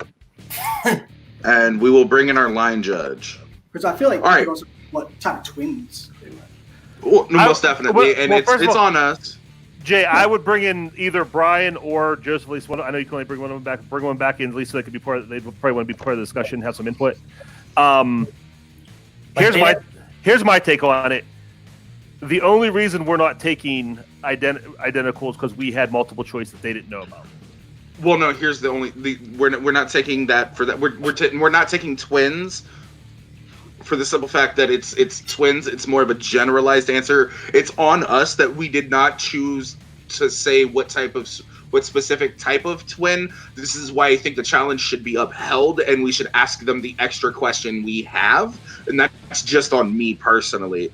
But I will defer to the two of you as well. I think that's fair. I have 2 points. I think Kirk's right that in his point, but also that Mike brought up that they're played by the same person. But Jay's right too that that we did not specify in the question, and they how are they supposed to know that those are going to be multiple choice options? Yeah, we didn't know that you guys. That's Right. completely fine. Right. That's completely fine. So I think however you in want to all handle fairness, that's. I think in all fairness, moving forward from this challenge, what we should do is, seeing as we do have an extra question just in case something like this happens, we should just go ahead and let everybody know that due to the lack of specificity for that last question, the challenge will be upheld and we will be asking them the extra question.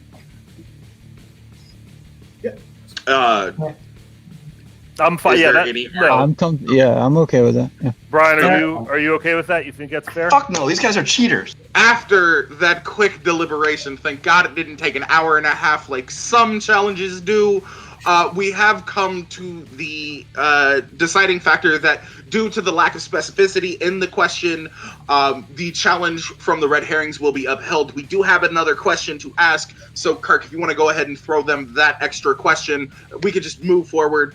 You guys do retain your challenge for that, as a matter of fact. So, Okay. The substitute question is this, and I want to read it exactly as written. In the Looney Bugs Bunny movies, first act, Satan's Waitin', Yosemite Sam decides to court Granny when he learns she has inherited how much money? It's $50 million. Go for it. $50 million. Final answer. That is correct for 2 points. Watch. all right. And your final question in the category of Looney Tunes theatrically released films. In which film does Bugs Bunny edit the classic "That's All Folks" into "That's Not All Folks"? That's the Bugs Bunny Roadrunner movie. Go for it. Final answer. That is correct for 2 points. And watch. Getting a big, I believe, 10 points out of that entire round. Only missing one question. Giving up no steals?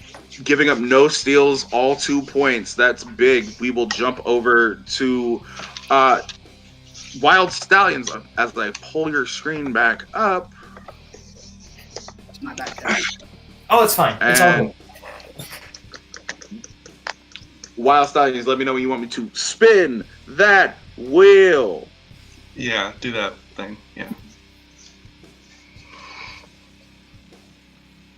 That's gonna be a free respin. That is a technical respin because we're not gonna let you answer their questions again. Identical twins is the answer. Oh my goodness! And it's landed on your string, formerly known as Deep Cuts '90s edition. Would you like to keep it again? Sure. It's fair. All right, guys. I will be asking you these questions.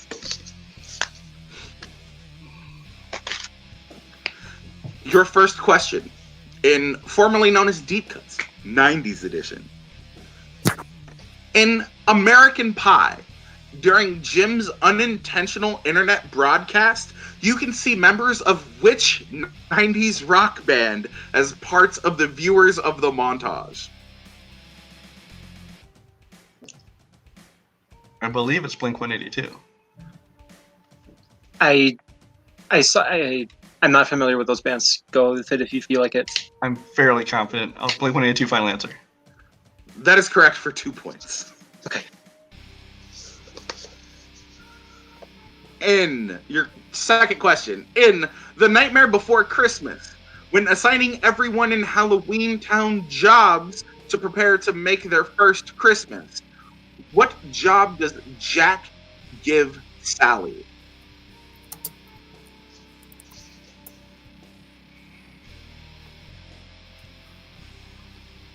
I don't specifically remember that multiple choice, do you? I agree. Multiple choice. Multiple please. choice.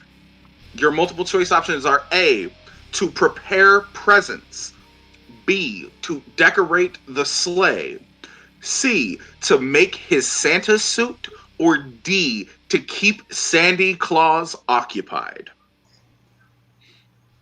I think it's Grant. I feel like it's either Grant or Neeson. But we're gonna have to go. I'm not certain. Do you know? Yeah, I'm not certain either. But let's just go with Grant. Grant. Let's make a Santa suit. Final answer. That is correct for a point. Okay. I almost just said Grant. Final answer. Yeah. Would not have been able to accept that, unfortunately. Good thing. New Mexico. But car wash, right? Okay, we're moving on. Lawnmower. In Scream, what film are Randy and the other teenagers watching at the house party when the killings begin? Halloween. It's the 19. Original Halloween. Yes. Final answer. 2 points. The only Halloween at that point. Fair enough. In your fourth question, in Clerks, after the hockey game on the roof, Dante realizes that the entire stock of what item is missing from the shop? Not the question. I hope you would go. I'm not Was it one sure. of those? Was it one of those foods that Jay was taking away? I honestly don't know. Then let's go multiple choice. Multiple choice. Yes, please. Is it A, water bottles? Is it B, beer? Is it C, Coca-Cola? Or is it D, Gatorade? Okay, no, not what I thought.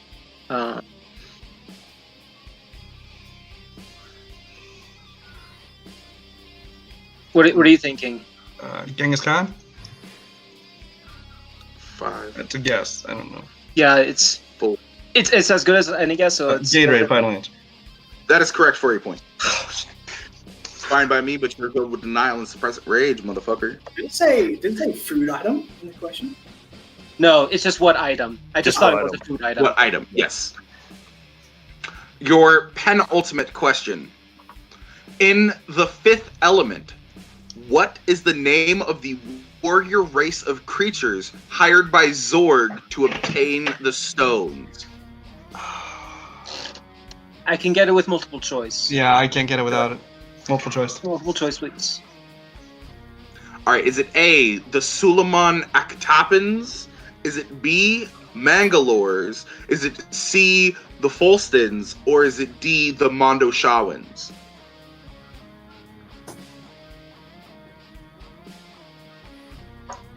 Football?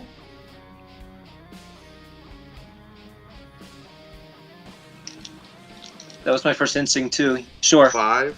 Mangalores, final answer. That is correct for a point.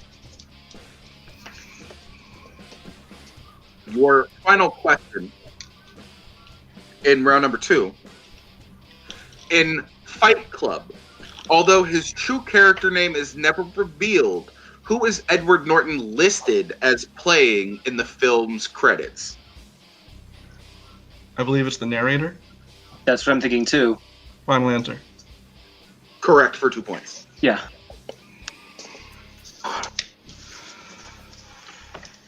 All right. Oh, Quick well, break. looky there. Yeah. Could have been a bit better, but I'm not happy with how it went out. So. Kirk, you got scores?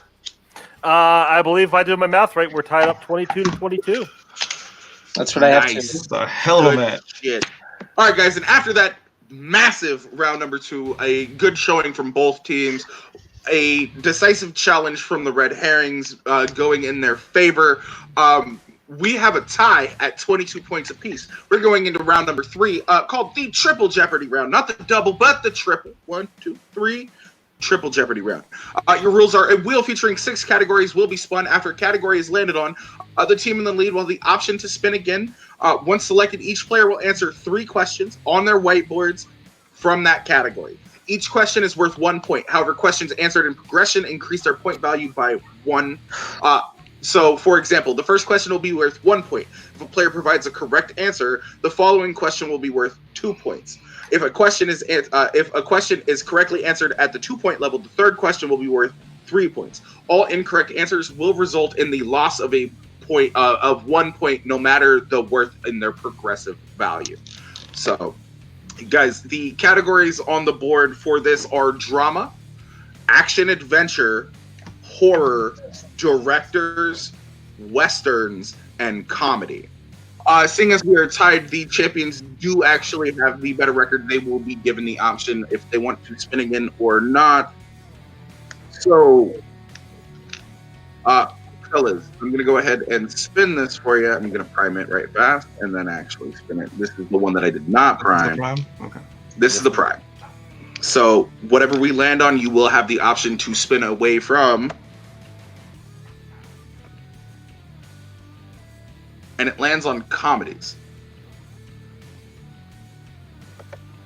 I say spin again, but how do you feel about the other categories? I mean, I'm okay in comedies. I'm not big on westerns. I'm okay spinning if you want to spin again. Because between these, I'd say comedy is my weakest one. So All right, let's do it. Spin. Yes, spin again, please. Spin again. All right. Whatever we land on, we are stuck with, y'all. And it lands on horror. Kirk, since I know you were taking the brunt of the scorekeeping here, do you want me to read these? Yeah, that's fine. Okay. All right. Go ahead and stop that share right there. Jump back over here. All right, guys.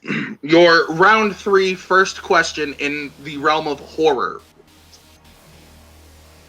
Which of the Paranormal Activity films takes place first chronologically?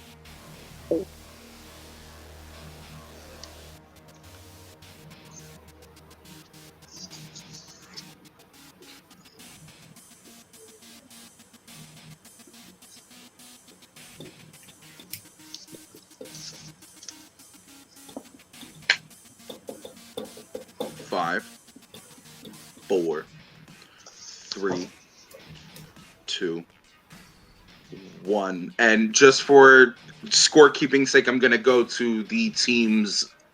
So I'm going to go Joseph.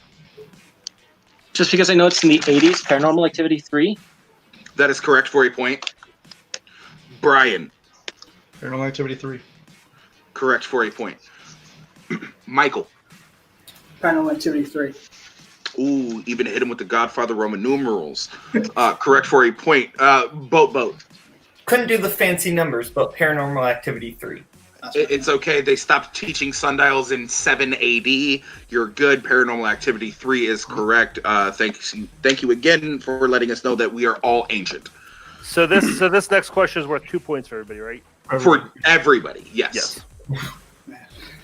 Your second question in the third round. Who directed the 1988 version of Child's Play? Oh, shit.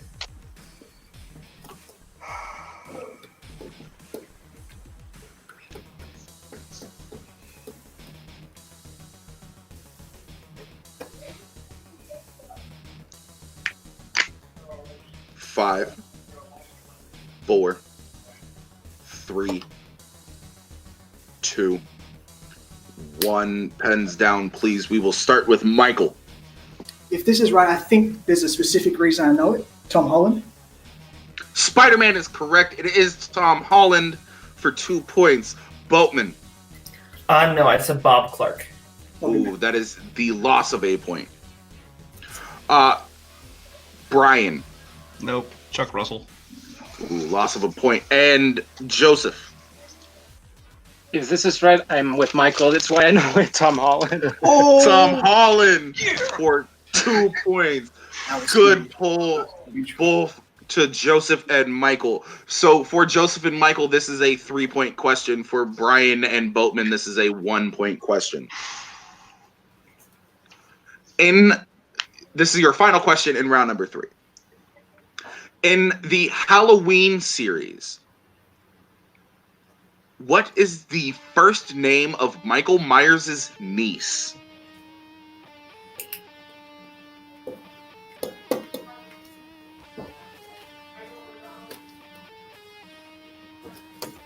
Are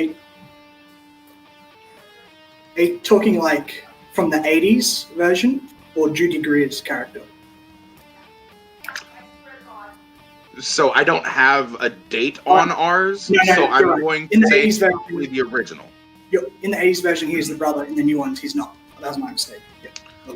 Okay, and we will go 5, 4, 3, 2, 1. For 3 points, Joseph. I guess I'm wrong then, Alice. Ooh, that is unfortunately incorrect for a loss of a point. Brian. I have no clue. I was guessing Nancy. Ooh, for a loss of a point. Boatman. I had no clue. I just said Lori. For a loss of a point. And Michael. Is it Jamie? For 3 big points. For 3 big-ass points. It was Jamie. Sorry about the little mix-up. I just got in my own head. You're good. Oh, fun. All right, So, tallying up the score here, if I did my math right, Red Herrings picked up 5 points in that round, so that puts them at 27. And Wild Stallions picked up 2 points, which puts them at 24. I have us at 23. Yeah, I think we only have 23. Let's see what the boss man says. Okay, you had 22. Brian got one right, got 1 point. Brian netted 1 point. Joseph, you netted 2. 3. No, because he missed the last one, so he got a -1. I netted -1 point. Oh, yeah. He ended up losing one. That's right. Yeah. Oh, you're right. Yeah, -1. Yep. So, yeah, 23. Yeah, I'm sorry. Okay, yeah. So 27, 23. Is that right, Kevin? Is that what you got? Kevin's probably still doing math. I believe he's typing in on. Yeah, 23-27. Wild Side's 23-27. Yep. Thank you, Nice Kevin. round, Michael. Before we give you a round. Hell yeah, Michael, way to be on that. As soon as I saw horror, I knew he had this. Damn it. Guys, we are entering into round number 4, which is the old school IMDb round. Rules are as follows. Each player will answer the question from 1, 2, and the 3-point range on whiteboards separately. For the first question, you will be given lead actors and genres. For the second question, you will be given the director and plot keywords. For the third question, the point leaders or red herrings will get to choose the 2 clues from actor, co-actor, director, or plot keyword. Are you guys ready? Yeah. Yes, we are. All right. Guys, your 1-pointer for movie number 1, IMDb, the year is 1998. Your genres are crime, drama. Your actor is Matt Damon.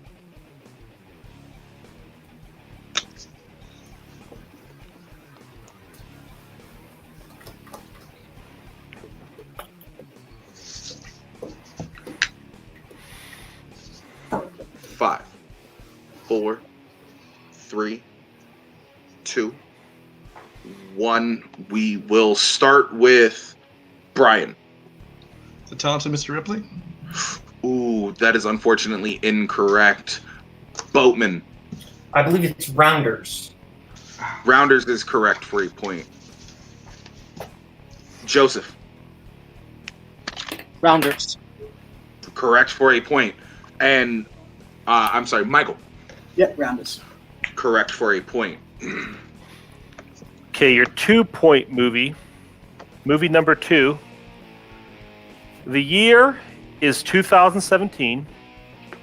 The plot keywords are grief, loss, loneliness, and memory. And your director is David Lowery.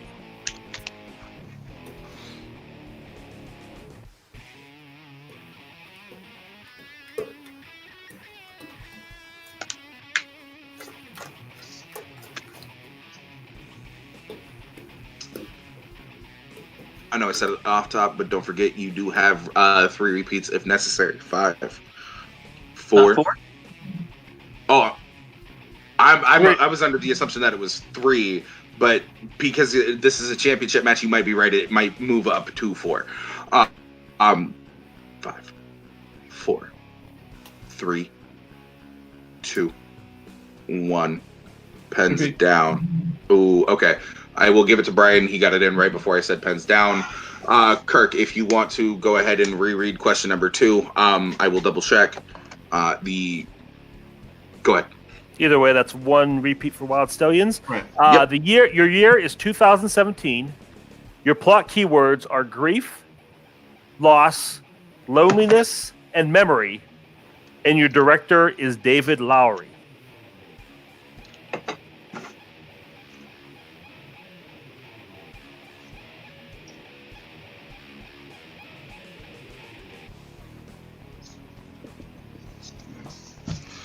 Five, 4, 3, 2, 1. Pens down. We will start with Michael.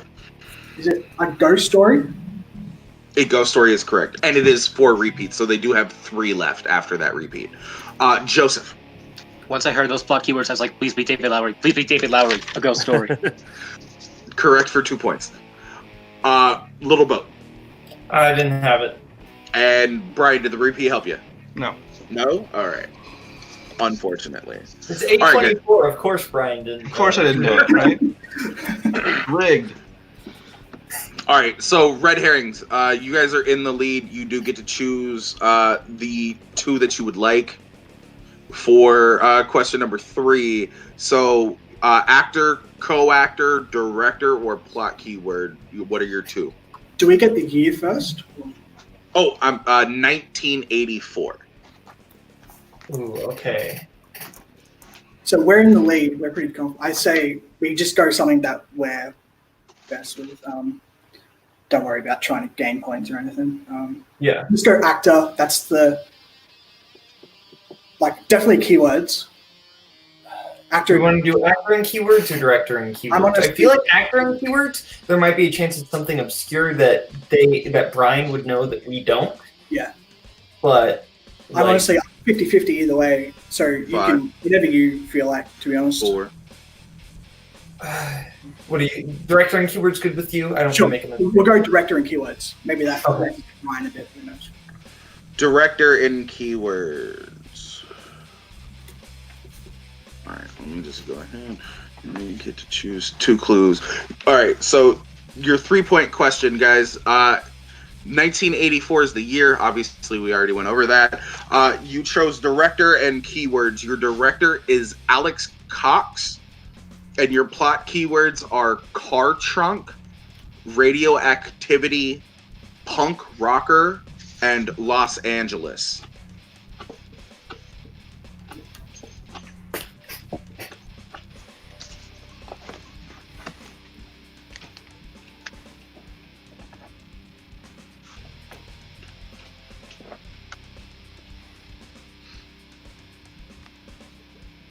We'll go 5, 4, 3. Was that a repeat from you, Michael? Oh, I'm just going to wait for you to repeat now. Okay. All right. Your 3-point question. The year's 1984. Your director is Alex Cox, and your plot keywords are car trunk, radioactivity, punk rocker, Los Angeles.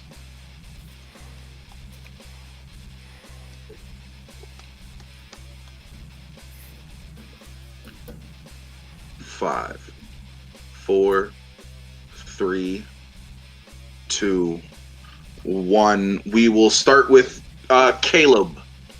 It is Sid and Nancy, I believe. It is not Sid and Nancy, unfortunately. We will go to Brian Michaels. Repo Man? Repo Man is correct for 3 points. Michael. Yeah, I knew it was the Martin Sheen movie. I think he's in it. I had to reanimate it. And Joseph. Repo Man. That's an O. Repo Man for a gigantic total of 6 points from the Wild Stallions. We will take a quick commercial break. If you want to give us money for a quick commercial break here while we tally up points, please DM somebody or get at us on Twitter, or don't. I don't really care either way because I don't see a part of that proceed. Well, ladies and gentlemen, we are back after that contabulation, and what can I say? Me and Kirk put on a hell of a show for you over here at Full Metal Media. It has been bouncing back and forth. We had the Red Herrings take the lead after round number 3, but after round number 4, we've got the Wild Stallions keeping the good fight going, earning themselves just enough to top the Red Herrings by 1. Our total score is Wild Stallions at 32, the Red Herrings at 31. We are getting into the final round, and I will be pulling up that wheel. Your 5th round works like this, y'all. It is called the Player's Choice. Your rules are as such. There will be 3 questions worth 2, 3, and 5 points. Each question will come from a different movie. There is no multiple choice available, but also there's no stealing from rival players, so you don't really have to worry about all of that. I will spin a wheel to determine the movie for each question. Players will have the option to respin only once, so choose wisely in this round.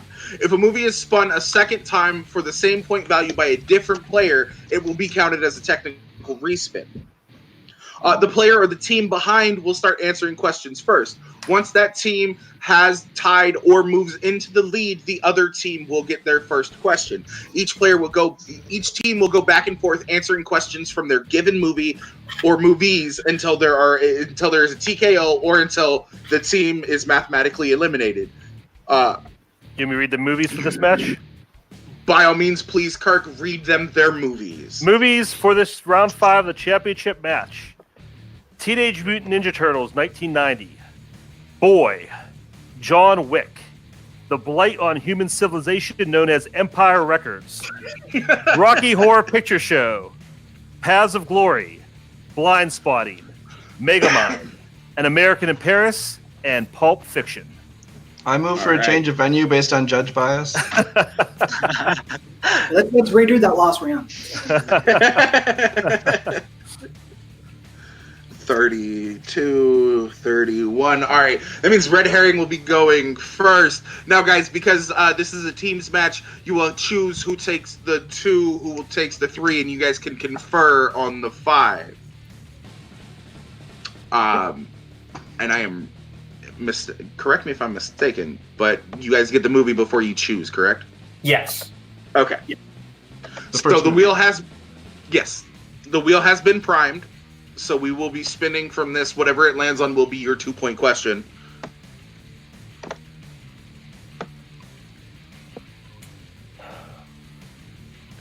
And it is blind spotting. You good with it? Yeah, I'll take it for 2. Okay. Kirk, do you want to read Little Boat his blind spotting question for 2 points? Absolutely.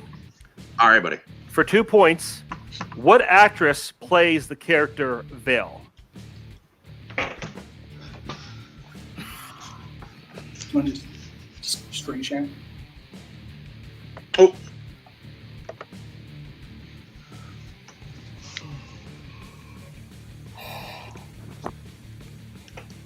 We'll go 5, 4, 3, 2. I'm not gonna hit it. Liza 1. Jasmine something. Ooh. No, that is incorrect. This is a tough one. The answer is Janina Gavankar. I have it in front of me, and I barely know it. Janina Gavankar, or Shiva Kamini Somarkanda Kram from the League.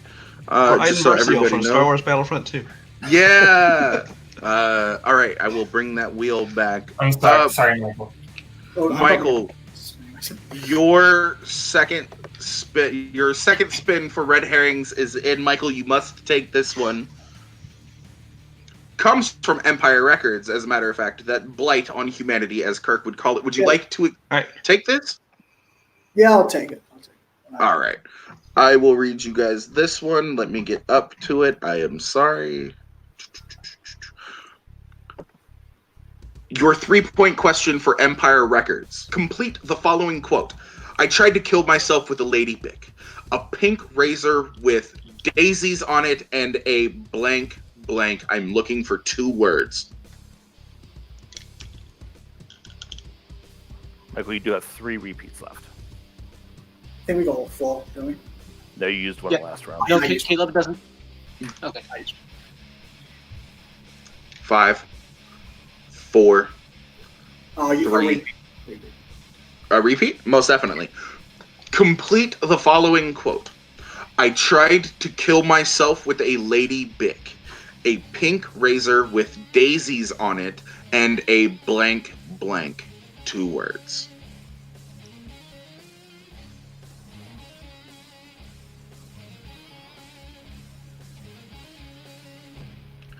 Five, 4, 3, 2, blunt pen. 1. Oh, unfortunately, that is not what we were looking for. We were looking for a moisturizing strip. There are 2 words were moisturizing strip. That's not. And okay. And before Guys, we spin, let me just for 5 clarify. How many repeats do they have left? We have 2, I think. believe they. Yeah, okay. I believe just want to they make sure. have Okay, I thought there was some question there. Okay, yeah, you got 2. All right, guys, your final question, which you guys can confer on, will come to you in the realm of You still have the respin. Empire Records. Now, you do still have your respin. Okay, so, and I just missed the last question, but I watched this yesterday. I've seen it like twice within the past year or so. Okay, I've only seen it once, and I didn't watch it for this. I watched the others. So, but if you feel confident, I say we take it so that they can't. But it's up to you. And if we're going to lose, I sort of want to piss Brian off. Okay. So are we gonna stay with this one? Are you cool with me taking it, Kel? Yeah, that's fine. We'll take it then. Okay. Kirk, do you want to read them their 5-point question? Absolutely. For 5 points in the movie Empire Records. What is the name Mark was thinking about naming his future band?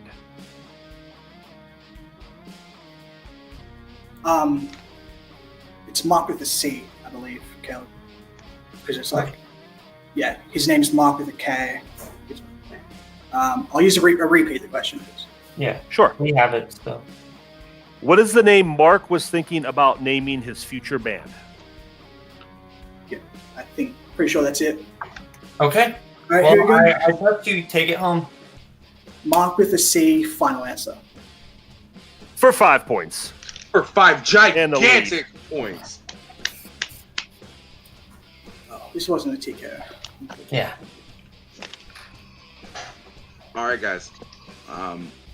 With that, we do have to move over to the Wild Stallions for their spins on this wheel. I will share this again, and we will go as such. I'm going to spin 5 to win. Yeah.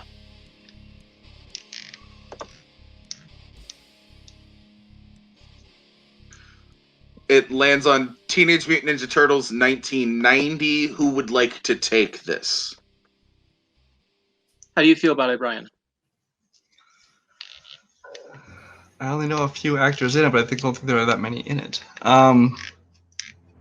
If you want, I can take it so you can take the quotes for the others. You feel better with me in the quotes, or you feel better with quotes? I mean, I've studied them, but like, how do you feel about taking the 2-pointers for the 2-pointer for Turtles? I'll take Turtles. Does that sound good? Okay. I'll take Turtles. All right, Brian, you will be taking Turtles. Your 2-point question in 1990s Teenage Mutant Ninja Turtles. Who plays the Shredder? Clarification? The voice or the actor? The actor. Okay. It doesn't matter either way.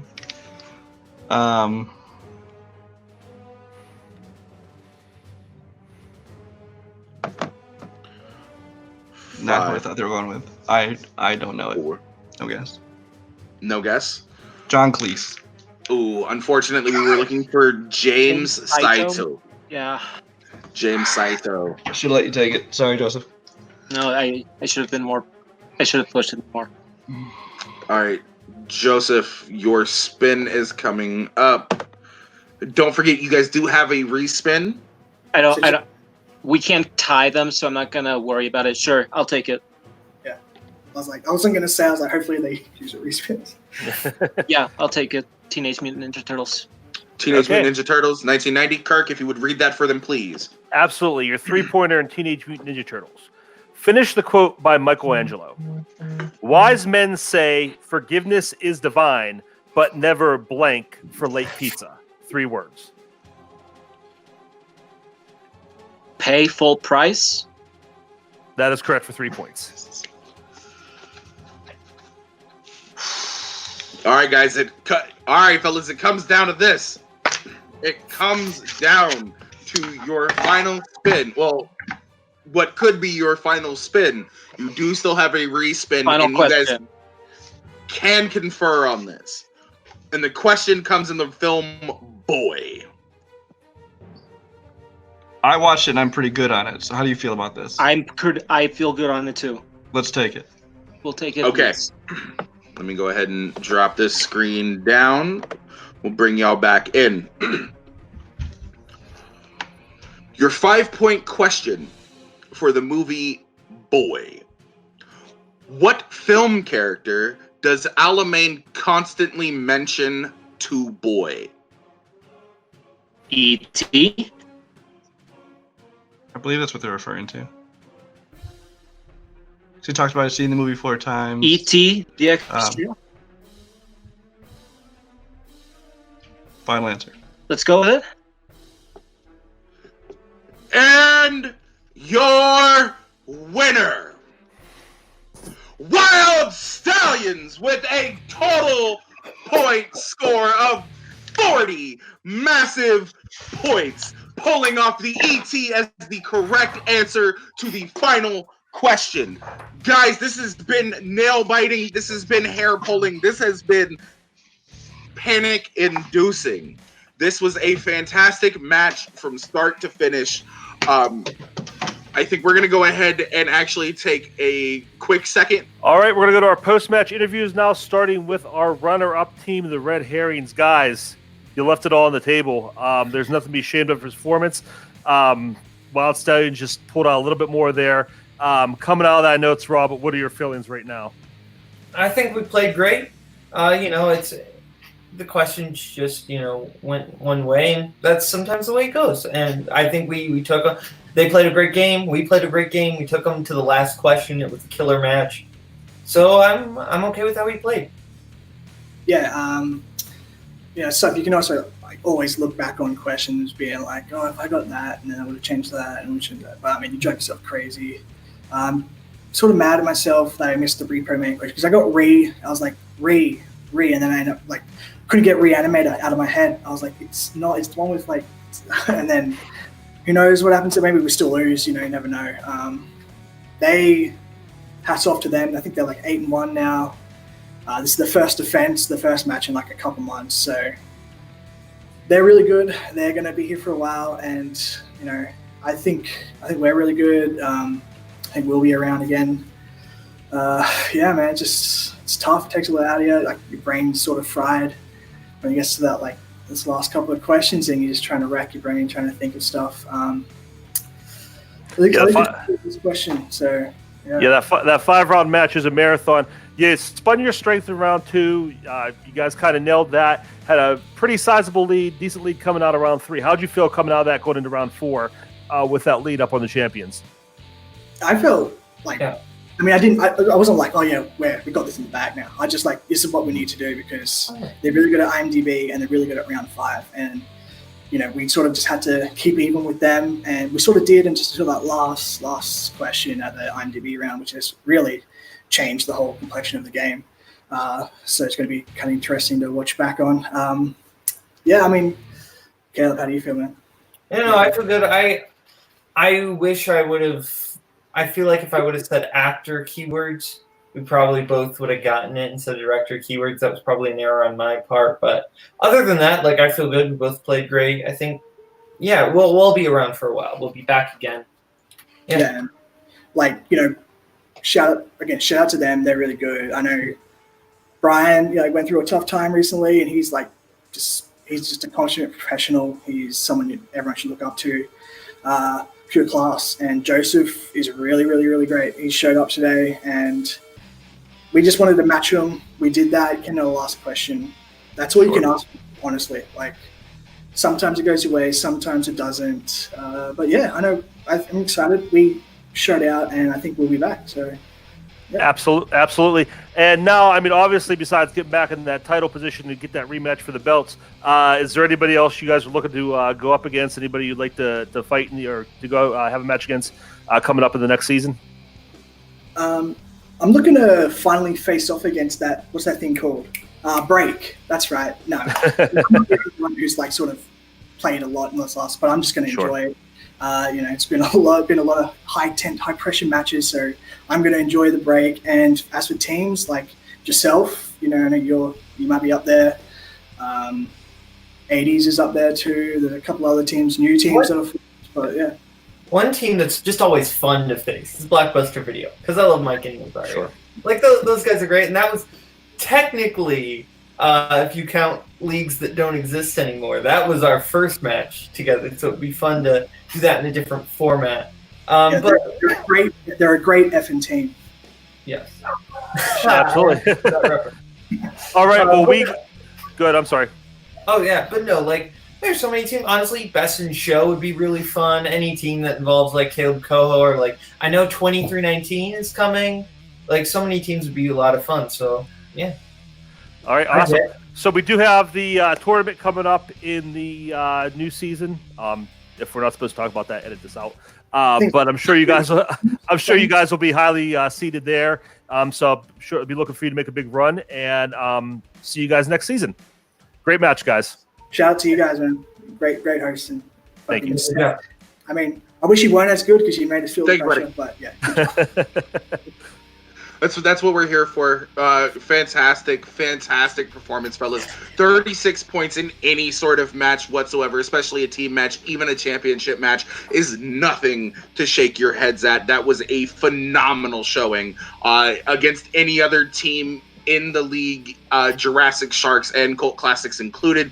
I'm 100% sure that it still would have been a nail biter. This was a fantastic match. You guys did great. I always love seeing you guys play. We're going to move on to our winners, and we will all talk backstage once everything is all said and done. But I'm going to go ahead and remove you guys right fast, and we'll bring in our winners. Now, before you guys say anything, I have been on the phone with Big Papa himself, Mr. Jeff Varyu. You guys broke a points record today. 40 points in a championship match is the most points scored by a team. Congratulations to you guys. I just wanted to say that. I'm going to jump out of here and let Kirk handle this. So, yes, fantastic work today, guys. Great game to all four of you. All right, well, Jay just said it, guys. You broke a points record, and you needed every one of them to win this match. So tell me, coming out of that barn burner, what's the raw emotion you're feeling right now? This match is everything I hoped it would be. I mean, I love close matches. I mean, we were virtually tied 2 rounds in. The third round, the minute we spun horror that second time, I knew it was a problem because Michael Campbell is always picking those for his strengths and stuff. No, there's no fault involved. But then we both, pulled out that Repo Man in round 4, and it was a whole new ball game. But in the end, it came down to the very last question. 40-36, 76 total points in this match. That is insane to me. Peek behind the curtain. We're recording this on January 2nd. Match of the year possibility right here for 2020. Yeah, I mean, this was insane. 100%. Absolutely. This was insane. I loved it. I loved how close it was. Joseph, great job. Yeah, what do you got to say? I think Jason's frozen. He's frozen. Okay, well then I'll just talk about my opponents real quick. I want to forget to say, Caleb and Michael, awesome job. You're such a new team that we haven't even seen your matches yet. So I'm looking forward to watching those, as well as then seeing you guys come back to try and fight us again in the future. Joseph, how are you feeling? Am I still present? Yeah, you're good. Okay. Nope, no. You're good. It's insane that someone like Michael has the record in teams that he does. Because he arguably has the most dominant team in league history because they've technically never lost. They just retired undefeated with big picture. So that's already intimidating. Him having the team titles in multiplex is also very intimidating. So thank you, Michael and Caleb, for this game, for pushing us to the limit. Brian and I were able to do just the complimentary things that we've done in the past. Like, I know that Brian might not have done the best in round 3 or round 4, but he did carry this team in round 1 and 2, outscoring everyone in round 1 and helping get the deeper cut questions from those movies that, although we've already been familiar with for the past 6 months for the first part of last year, it was a team effort. That's the important part here, and just I'm looking forward to I'm looking forward to who else we get to play. But once again, thank you, Red Herrings. Thank you, Brian, for this game. And thanks, Kirk and Jay, for absolutely. Thank you. Although I have broken our streak, I missed our first ever round 3 question, which I could have gotten. So technically, yeah, we should have switched that. Sorry. Now, okay. Now, Joseph, you used the word intimidating. After round 3, you guys were down 27-23, 4 points. That's a big deficit against players like Michael and Caleb. How were you guys feeling going into that fourth round? Were you feeling a little bit nervous at that point? I mean, do you want to go, Brian? I was more than a little nervous. I thought at that point we were kind of screwed. I mean, I knew we'd do well in round 3, but I thought that the odds were we were going to lose. Especially, I mean, even up until the last question in round 4, even I still kind of felt that way. But then we just, fate swung in our direction. 80s movies, I guess. Yeah, like the comedy horror spin in round 3 was something that I personally was hoping to avoid. Like, comedies, they're kind of broad. It's very broad, yeah. And not only that, I find I have a different taste in the comedy than a lot of questions that are asked in the multiple trivia shows. So like if I had to pick a category for that round, it would be literally any other one.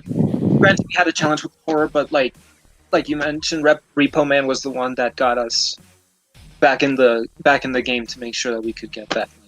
Joseph, I want to ask you about that one. One of my favorite things when I'm playing the game is when I get a question and I don't have the answer right away, and I put it together over the 15 seconds I have to answer. I watched you do that with the Repo Man question. I watched that grow in your head. Take me through that. What was your thought process getting that Repo Man question right? I didn't recognize Alex Cox, but the plot keywords trunk. 1984, trunk.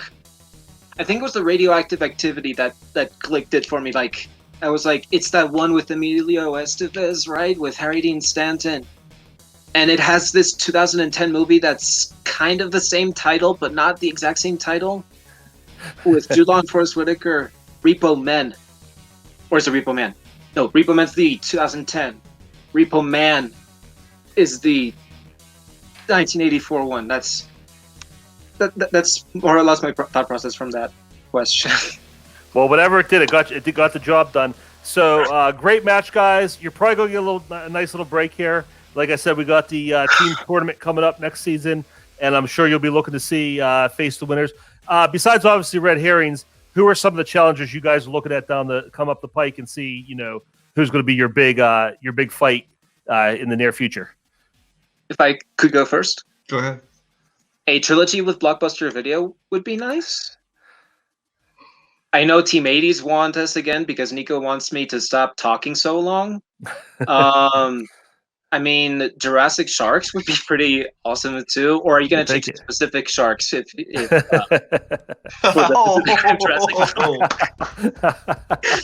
I know Two-Headed Dog was very impressive in their debut with Cameron and Jake. That's like also very intimidating to the level of Red Herrings also. But I'm really willing to play anybody because whoever wins that tournament is already going to be on a streak that is already going to be hard to do. So, like, sure, I'll be ready for that. Brian, how about you? He's really covered most of the ones that jump to mind. The other thing being that who knows what other new team's going to pop up because I mean. We were pretty much brand new, and we went on a run. And then Red Herrings was brand new, and they went on a run and got all the way to the title shot. So who knows who's coming for us next? Absolutely. Well, everybody's going to be gunning for you. Heavy is the head that wears the crown. Congratulations. Great match, guys. I mean, this, like you said, Brian, this could last 363 days and be the match of the year. So I had fun watching it. Thank you so much. Points record. Great job, Wild Stallions. Great job, Red Herring. And Jay, I guess we'll wrap it up here. We most assuredly will. So this is just crazy. Think about it. We have two teams, one who scored 40 points in this match, a record all in itself. But how many teams do you know who come in, dominantly score 36 points and still lose? This was anybody's match. And that Repo Man question really is the driving force behind, I think, that resurgence for Wild Stallions. Absolutely. This was incredible. Just listening to all four of these individuals talk gives you a little bit more perspective about what's going on. The build up behind how am I going to get to this from the algorithm was amazing. Brian knowing that he might be a little bit screwed and then just not even giving up, just continuing forward. Michael getting his niche category, that horror category, and then just putting in work with it. Yep. These are four players who know how to play the game, who respect the game, and who love the game, and that all shone through today. 100% Boatman with that clutch challenge when it comes to the Looney Tunes question. Respect to all 4 players. Guys, we're pushing about an hour and a half, so I just want to say from myself, from the consigliere, from the algorithm, from the MacGuffin, from the Golden God, and from Little Yachty himself, we will see you next time. Guys, he's not wrong. We're less than 48 hours into the new year, and we already have match of the year potential here. So, from everybody, from Full Metal Media, remember, be the person Mr. Rogers knows you can be, and we will see you guys next time.